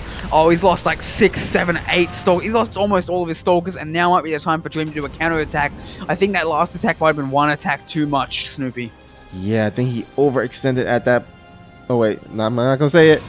I was about to say it, but I caught myself. But anyhow, we have a Banshee actually going into the main base, and he definitely wants to get all these Stalkers back at home to defend against that. Because actually, he doesn't. Oh, he just had the Robo, so. Well, actually, there's no cloak, so don't think that matters. But that is some great kiting with those Stalkers, with no marine to cover them. The Banshee is also going to be able to do some damage from afar, and finally the Stalkers are fended out, and Dream gets his 2nd base back, but the 3rd base is almost done. And I did miss some harassment done in the main base, as a fair bit of damage was actually done. Yeah, that Banshee gets 4 kills, very nicely done. You were pointing that out. Yeah, do you think at this stage the turn plays ahead or Protoss? I think he's behind, but not by as much as he could have been. I think he might have a good, I don't know if he has a good avenue for Stim timing though, because there's so many gates coming up and charge is going to be finished. I do definitely like Patience's position a bit better. Yeah, same here. He's got the 3rd base rolling. He's got the shield battery. being made to counter those banshees, and as well as getting those observer just in case Dream does go for cloak. Yeah, the game is not over by any means, but I think Patience is very much ahead. And here we have it. Charge just finished, so he's going back to his bread and butter with those charge lots. Yeah, there's no third CC. I think that Dream might actually just go for a stim +1 timing. You know what? Just get a timing, pull the boys, go for one big attack. Yeah, he's gonna have a ton of tanks. If he can get into a good siege position, that would be amazing. But against these super fast charge lots, I don't think that's gonna be easy. It's definitely gonna be quite difficult. No, there is a third command center being started. Pretty late, but it is being started. There's a Templar Archive, but a Templar Archive is already coming up for Patience, and he also gets a Warp Prism ready to start harassing. Goes for a blink, but doesn't get these Banshees. A couple of Banshees are gonna head towards the 4th base, so they might be able to deny that, or they might just go straight for the 3rd base. But this 4th base will be scouted, but then so will these Banshees, as they will get a little bit of damage done on this 4th base. I don't think they're actually going to kill it though. These Blinkstalkers are going to come in from a very unexpected angle. Ooh, does not get one, but gets a little bit of damage on both. More and more tanks coming out. Dream's tech of choice is going to be just a ton of siege tanks this time around. Funny how that little proxy gateway is still there at the 3rd base. He's definitely gonna have to clean it out before he lands his 3rd. Yeah, the pylon actually is going to deny that 3rd base from landing until it's cleared. It is just on that space. And Dream has these siege tanks up at his main. He's definitely prepared for an attack from Patience. If Patience tries to attack him, I think he very well may regret it. Look at that siege tank line. That is really well done. It is completely prepared for an attack on the natural. I assume you'll move over a bit to protect the 3rd. A little bit light on Marines, though. So the Blink Stalkers are moving around the tanks pretty well. But the 3rd base will go down after all. And Dream has brought this game back into a decent spot for himself. Though he is going to be behind in upgrades for a while. Yeah, it looks like Patience is just macroing up. He's going to go ahead and control the map, control the pace of this game. Looks like he's going to go for an attack though with as +1/+1 finishes. I could see him doing that. Yep. Where is his Warp Prism though? I don't think his Warp Prism's with his army. Does he actually have one out on the map? No, I think he did lose it. Yeah, he did lose the Warp Prism, so he might not go for an attack. Yep. He's making one in the production, but it's not going to be there. No, he's got one. It's just in the very lower left of the map. He's making a second one, so... Okay. He's got High Templars in it. And he had... Oh, he's now building Storm, but he doesn't have it yet. So I don't think this attack's going to work if Patience goes, but there's a lot of tanks here. So you could just try and go around the tanks, actually. But, oh, here we go. The Marines coming forward. They've got a great arc on these charge lots. The siege tanks getting so many shots in. The force field's coming out, but is it a bit too late? Dream is actually going really low in supply. Oh my god, these tanks aren't enough. Patience. I knew he was in a good spot. I knew that tanks weren't that great against charge lots, but damn, it seems that they're even worse against charge lots now with this new upgrade. As I think he will fend this back, but at what cost? He's lost so many workers yet again. Dream's economy is never able to get off the ground, and Storm is about to be finished. It's looking pretty Patience dire. very decisive. Yeah. With the stim lots. He's I think those upgrades really helped during that attack. He was on 1/1 against only +1. Now Dream does get the other upgrade, so it's even right now. It's true. Patience is not committed to his 2/2 just yet. I think that might be a bit of an error at this stage now, because he's getting 8 more stalkers. I think he wants to attack again, but I would like to see him start 2/2. I think he has the gas for it. Definitely has the resources. Other units are more important. He's getting them now. Just delaying them a little bit to go for another attack to try and really put the hurt onto his opponent. He will have a couple of Storms this time around, more Blink Stalkers, an Immortal, and yeah, mostly Stalkers though in this army, so I don't know if it's going to go for an attack. Oh, I think he's going to go for a Storm Drop actually. Yeah, he's going for it. Oh, the Storm Drop is beautiful, and the workers begin going down. 10, 11 workers killed, I think. More and more workers at the main base as well. I was watching the Storm Drop. Double Warp Prism, one in the natural, one in the main, and I wouldn't be surprised if he then sent his main army up somewhere else as well, but no, he has to recall that to defend his 4th base. At the same time, it's 27 workers for Dream. Oh my god, the double warp prism doing so much damage. Patience is tearing Dream apart in this game number 7. Yeah, and Dream down to 30 workers against the almost double, more than double, 63 workers of Patience. And Patience is going to take a 5th base in a minute. But I don't think it's even necessary. These Blink Stalkers alone are doing a lot of damage. I don't think they're going to be enough to stop this, but they're going to hold it back, slow it down, as Dream is going to have to try and move across the map. All the Storms are decent, but they do whiff a little bit, as he makes it in an Archon. I don't think he has any more Storms, and this is mostly a Blink Stalker army. If Dream could get into a good position, he could definitely do some damage, but I don't think Patience is going to let him. Patience is going to make him pay in blood for every inch he tries to take on this map. And in fact, looks like Patience is going to be confident enough to just transfer 2 Immortals into that Warp Prism, get some harassment at the Natural. Oh, that's not something you see in a ton of PvT, and I guess we now see why, as those Immortals do get taken down. Ooh, and the Warp Prism as well. That's going to be huge. Nice defense from Dream, but it's his economy that's the real story here, and I think, oh my god, that's such a good pick off for Patience. And as 2-2 finishes, he may just go for it, but he needs some charge lots or something to buffer this Stalker-based army.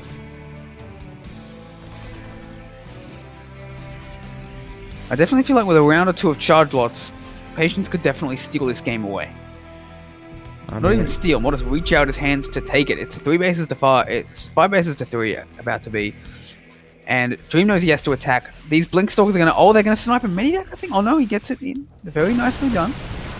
And he's just gonna force these Blink Stalkers back. I was expecting him to continue on towards his 5th. I would have liked to see him do that, but no, he just wants to fend these Blink Stalkers off. Continue to rebuild his economy. I don't know if he realizes just how ahead Patience is, both in his economy and in his upgrades. Because every second that goes by is a good second for Patience. Yeah, Dream does scout the 5th base, but he does got to be careful because. And look at it now. Look at that army. He's gotten those waves of charge lots I mentioned. He's gotten the Storm in the Warp Prism. I think he's in serious trouble. The Storm is beautiful. He's getting back. He's blinking away. He's just moving around these tanks, forcing Dream to unsiege and go after him. And now he's just going to go after these units again. He's just moving these tanks out of position and then attacking wherever the tanks are not. But there's only about 4 tanks left. I think he might be moving to charge on them pretty quickly. And here he comes. The blink. He blinks out of the way, letting the charge strike. Oh, the Storm gets in the way of these tanks as well. They all start to go down. Dream's supply drops like a rock. And I think we're going into game number 8 with Patience about to be on match point. Yep, and that 3rd base going down.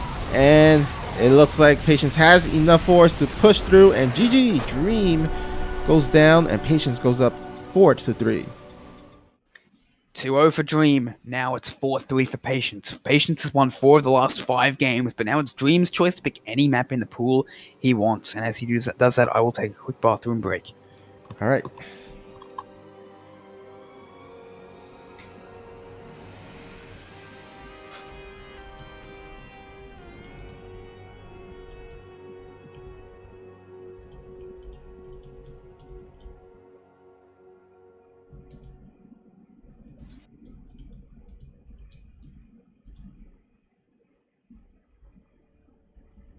All right, just letting the guys know that Salvant is taking a bathroom break, and if they need to take a break, they could go ahead now. Anyhow, looks like yeah, we have ourselves a really tight series, 4-3 in favor of Patience.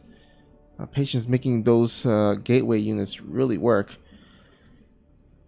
And since we are up to the 8th game, that means that any map is now free. We have used all our ladder maps, so the ladder maps will reset and Dream can choose whichever map he wants to.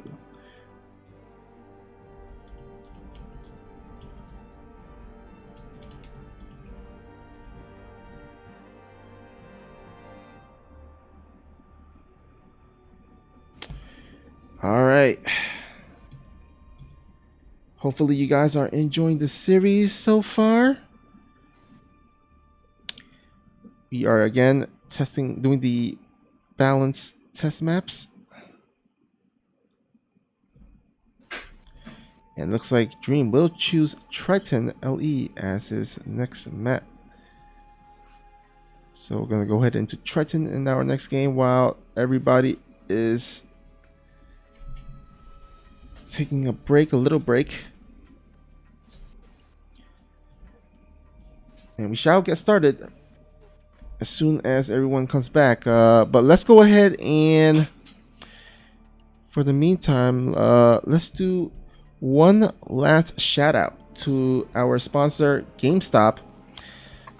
They actually have a nice trade-in program where you can actually, if you have some old games or old consoles, or even some old cell phones that you want to trade in for some cash or for some store credit to purchase your next game or next console or next cell phone, you can go into the GameStop website and initiate a trade-in. It's actually pretty nice, and basically, yeah, you just trade in your old stuff for some newer stuff, which is always awesome. And yeah, just go ahead and look into it if you want, into their website, or you can even go in store. They do it in store as well. So thank you to GameStop for their support and also their awesome trade-in program. And I'm back. Looks like everyone has joined the lobby. I've got to make sure I'm well hydrated for the potential of Game 9.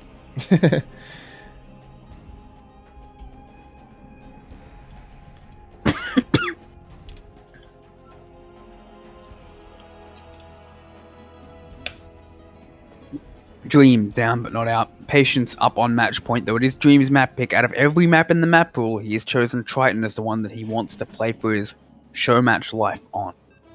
Yep. It's going to be a icy cold map. I actually like those icy cold snow maps. They usually are bright so you can see things. Oh yeah, they're super cool. They're bright, but not in like an eyes hurty kind of way. As can Yeah. sometimes be the case with some maps. Alright. In the upper left. First up 2 games, now down 4-1 in the last 5. But it is a best of 9. He has a chance of redemption. Can he take the next 2 games to win this series? It is Brave Star Gaming's Dream.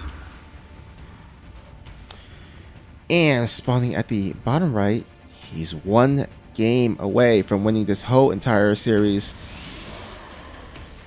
Can he do it? He is Patience.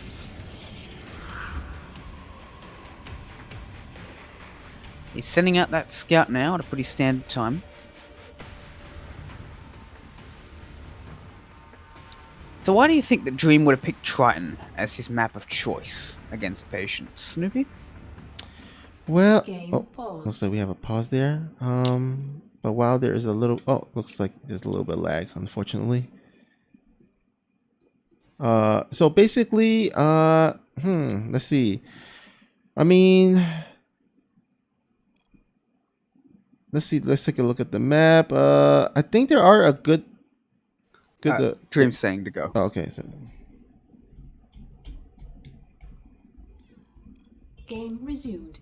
Please continue. all right. So basically, on this map, I think if you can do a siege up into on the above where the probe is right now, that area with some siege tanks, I think that's a pretty nice area for some sieging. Also, if you can actually siege up in between the natural and the dirt, that's actually really powerful. But there's also areas where you could drop into the left side, or actually the right side of Patience main base, and then also do a double prong into the dirt base if Patience does expand to the 6 o'clock position. But maybe it's just one of his. And if he goes for the triangular base, you can just move between the two with medivacs. So yeah, I can definitely see this being a good map for aggression. I mean, I wouldn't say this is a. Multi-pronged harass. I wouldn't say this is a heavily Terran favored map, so I'm not exactly sure. Maybe it's just one of those maps where Dream just feels very comfortable in. Yeah, it could be. I'm sure they've both practiced it a lot, but I guess Dream feels like in a more standard game he has the edge. Though I don't know, the last couple of games have seemed relatively standard, and Patience is taking him out. Yeah, I'm actually surprised that there's no there haven't been much battle cruiser. I want to actually see some battle cruiser action. I think the battle cruisers are a lot worse now than they used to be. Oh yeah, that's true. Their tactical jump has been reduced in cooldown. They get stunned a second after they teleport out, so you can't teleport them out at the very last second anymore. It's kind of like And battle recall. cruisers and battle cruisers were never really used too much in this matchup, so I can't imagine that with them being given a significant nerf, I can't imagine them being used at the pro level anymore. I'm afraid. Fun as it was to see it for a little bit,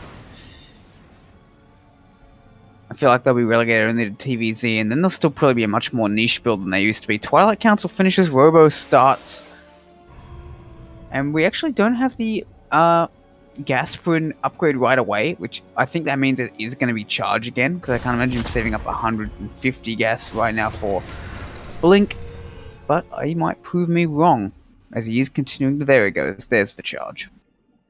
So he seems to, very much value getting that very fast charge to defend a quick 3 bases as his standard play on this new balance patch so far. Seems to have played around with it, decided, hey, Salavanth, we're going to have a What? PVZ kind of build. We all know that, I guess, 8-gate Zealot push against Zerg. Well, he's going to do it against Terran because he pulled off all the probes off gas. No way, oh my god. Patience. He's going all wants in. to take this right here, right now. He's like, you know what? I'm tired. I want to go to bed. Let's finish this in the next couple of minutes. You're right. Yes, 5 gates on the way. Yes, this is going to be the 8-gate charge lot attack. And with the new charge lot, this could be devastating. Yeah, we don't usually see this in PvT, but with the new balance changes, I mean, this is actually could be viable. Yeah. It definitely could. And it's not I'm scouted. really looking forward to this. No, it is not. Here comes the Widowmine drop, though. There is nothing to defend. This could do some significant damage to an attack where every probe counts. And it was likely to get a full scout as well, because there's nothing to contest this medivac.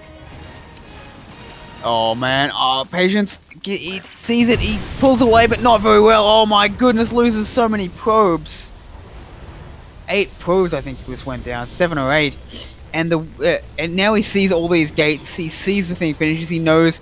He sees that there's no gases at the natural, no gases being taken in the main. He knows exactly what this is. Well, I guess he already knows now because the warp in is already happening. He's pulling SCVs to try and defend against this. They move so quickly, but against SCVs, they're actually a bit weaker because again, they don't have that. Oh, the warp prism goes down. Oh, Patience. Oh, I think he could have had a little more patience there. Oh, there's a second warp prism. I guess that's why he was happy to suicide, but he definitely needs to move that away. He's going to warp in more and more units. Not as many units as he otherwise would have. The warp prism is in serious danger again, and it goes down. He takes out both warp prisms. There it is. GG. We are going to go to a game number 9. Oh, wow. That was a good defense from Dream, but I feel like Patience made a couple of mistakes with that build. Yeah, I think although the Widowmine drop was a very good defense, a very good move against it. I would have liked to see him just leave a Widowmine in each mineral line. It's like, okay, what are you going to do, Patience? I think if he actually saved those the warp prism, I think he could have actually made it work. Yeah, if he hadn't lost the warp prism, I think he definitely could have won the game with that. And we are going to a final game number 9. We've only been here for 2 hours. But these players have given us some fast and furious matches. They've shown us the power of charge lots.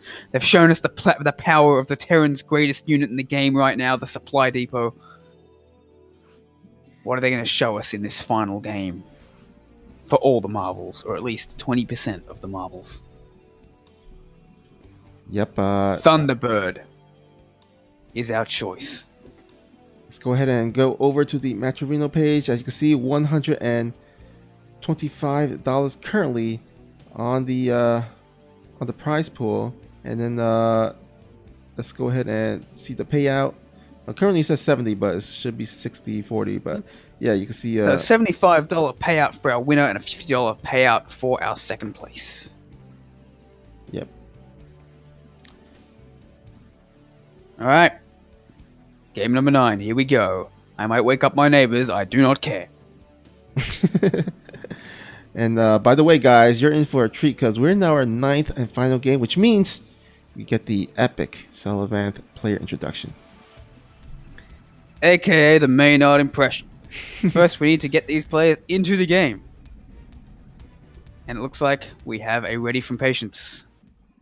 All right, and Did Dream here already say that he you was go. ready? Yes, he did. Okay, here we go. Our final game. Game number 9. The last one, unless we have a draw. Which I don't think we will. On Thunderbird, though, so this could be a bit of a long one. It's interesting that Patience, of all people, is choosing this. Maybe I think he feels confident in a long game with these new charge lots. In the upper left. 2 games down, clawing it back from the brink of defeat. Now looking to use these charge lots to bring himself to victory. It is Lao Pao's Patience. While in the bottom right, he is holding on to the best of his ability, fending off every all-in Patience can throw at him. Can he win in a longer game? Can he stop this brutal mid-game powerhouse that is Patience? It is Brave Star Gaming's Dream. Alrighty, guys. Let's see who will take the number 1 spot here. Looks like a standard opening from both players, so no crazy cheeses thus far. I think they're both... We've actually not seen a super long game from these players. Ah, that's right. We've never really progressed in like the Tempest phase of the game. It's always ended one way or the other before that. And one thing I've noticed that Patience, known for his heavy aggression, his all-ins, I think out of his all-ins, so one of them has worked, 2 of them have not. He went for the super fast Stargate plus Gateway Proxy. He went for the 8-gate charge lot all-in just now. And he went for the 6-gate charge lot based all-in that completely was smashed down on World of Sleepers. And didn't even make any mistakes on World of Sleepers. Dream just defended super well. So I don't think he's going to go for another all-in, especially on Thunderbird. I think he's going to play it out. Yeah, I mean, this map usually has a lot of macro games for some reason, so I think... Well, I mean, it's huge. It's very easy to take that 3rd base. It is, like, super hard to attack 3 bases on this map. Because you've just got 1 ramp leading to it. Indeed. And oh, we have a little bit of a cheese here. Do we just? Now it'll be interesting to see if it's going to be a Stargate. yes, we do. Yeah, it's actually going to be a Stargate, I think. Oh yeah, definitely a Stargate. With all that gas, I think it's got to be. He's getting in depth first, though, so he's not coming super hard to this Stargate. But I think he's going to get it before Warp Gate, so yeah. It is a Stargate.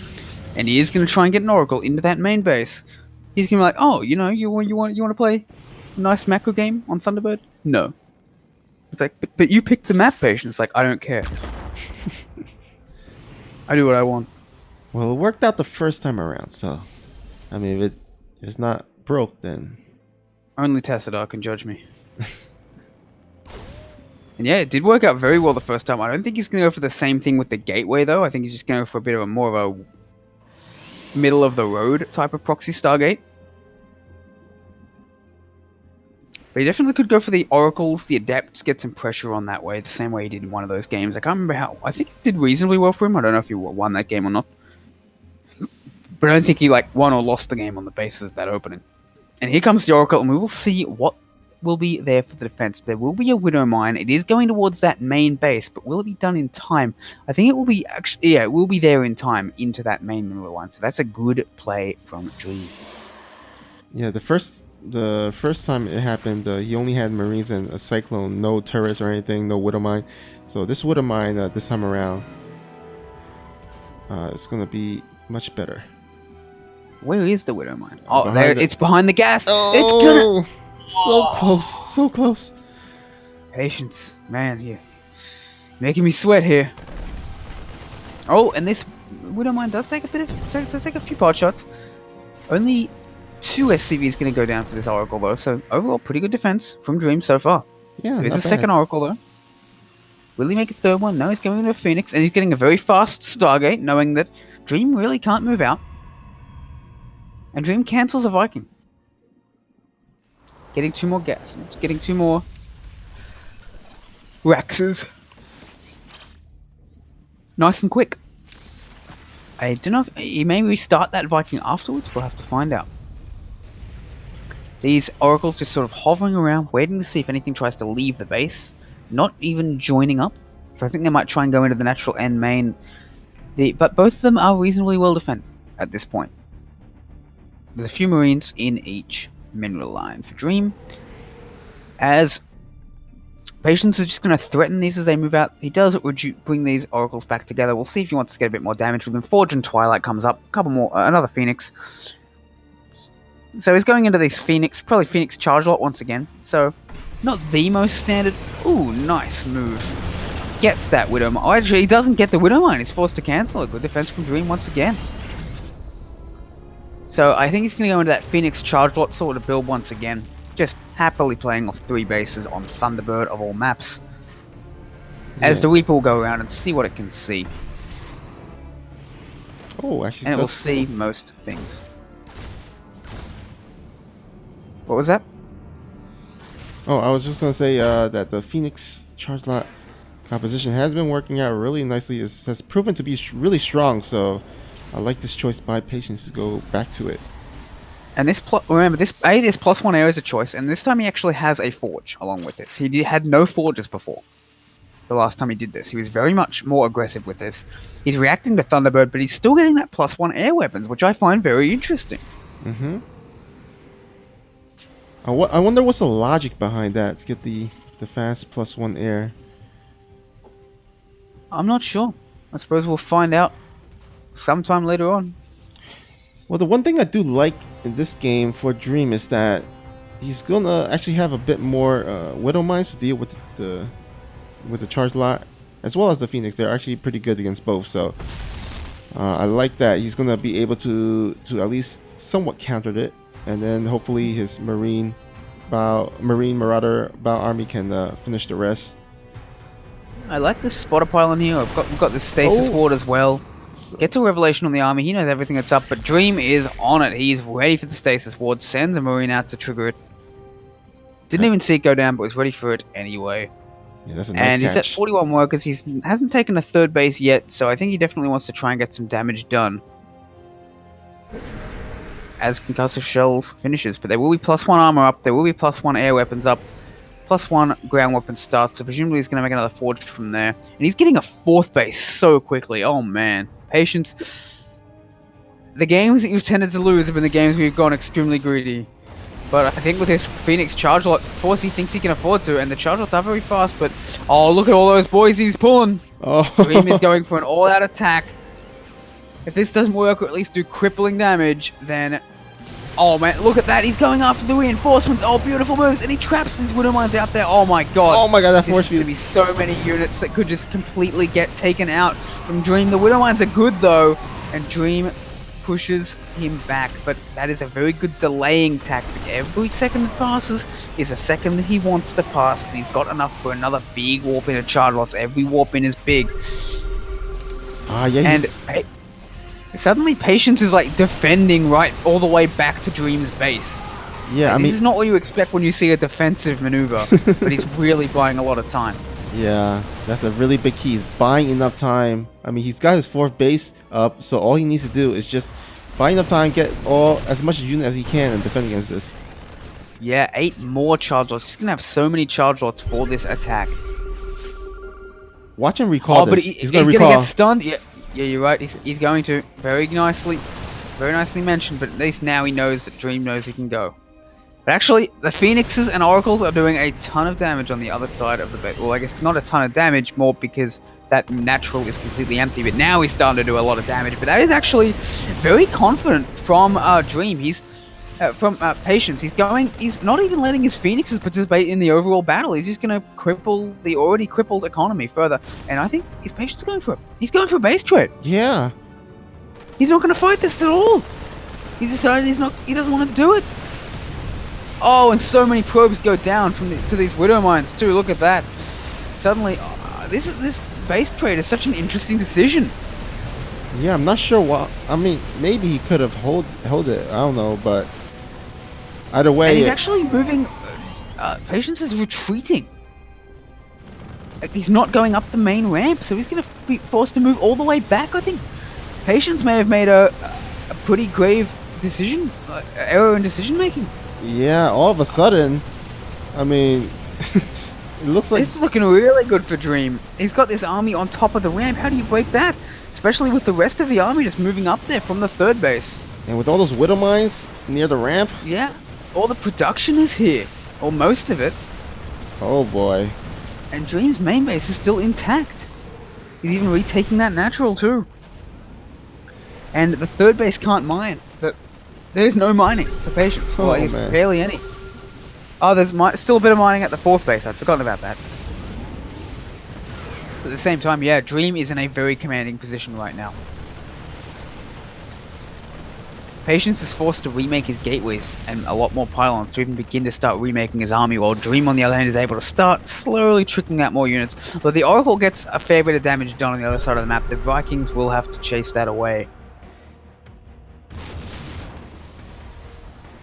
That is still a lot of charge lots for Patience. He does have a charge lot army and a Dream.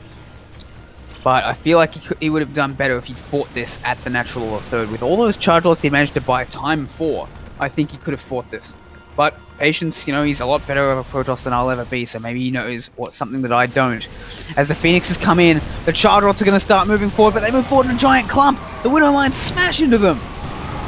But is it still enough? If Dream can get behind those mineralized, he doesn't even have to. That's it. GG is called. Dream will take game number 9.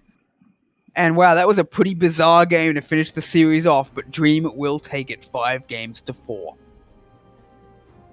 Well done, Dream there. I didn't look good at certain points, but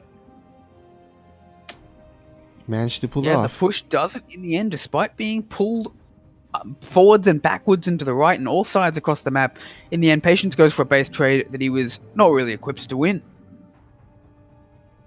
Charge Lot's not very good at bursting up fortified ramps. And I have with to walls and I have stuff. to wonder if Patience decided to actually defend against that instead of doing the base trade, how that would have turned out instead. I don't know, I mean, he might have won, might have not, but I think he would have had a better chance defending against it head on.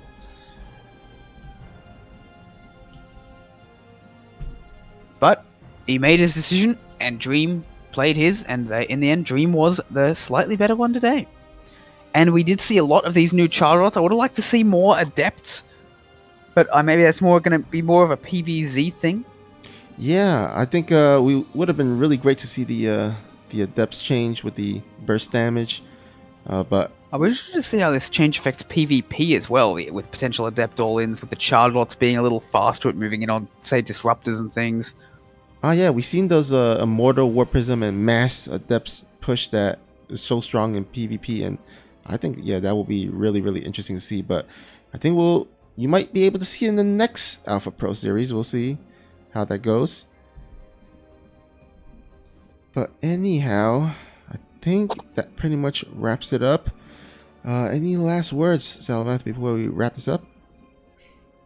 Thank you very much. Do be sure to check out our channel. We do have plenty of more Alpha Pro series in various forms, both from our little ones, for our up-and-coming professional players who are still like 6k plus. They're still really great players. All the way up to the occasional Elite Pro series where we have some of the best players in Korea and therefore the world clashing together, with even a winner's interview from Hajin Sun herself. Hajin Sun herself. Sorry. Mispronounced that. So, yeah, do check in for many more fantastic Alpha Pro series. Definitely give us a follow if you're into these series. We all run best of 9, so you get plenty of games no matter what, even if one player has the better of the other. But in this case, we got the full 9 games, which is always my favorite. Yeah, that was a really great series to watch. Hope you guys enjoyed the games. Thank you to our players, as well as our casters. Also our sponsors, Freaka TV, and GameStop and 24 Hour Fitness for supporting the event. Hope you guys enjoy the rest of the day. And this is your favorite casting duo, Salupi, signing out. Nuclear missile ready.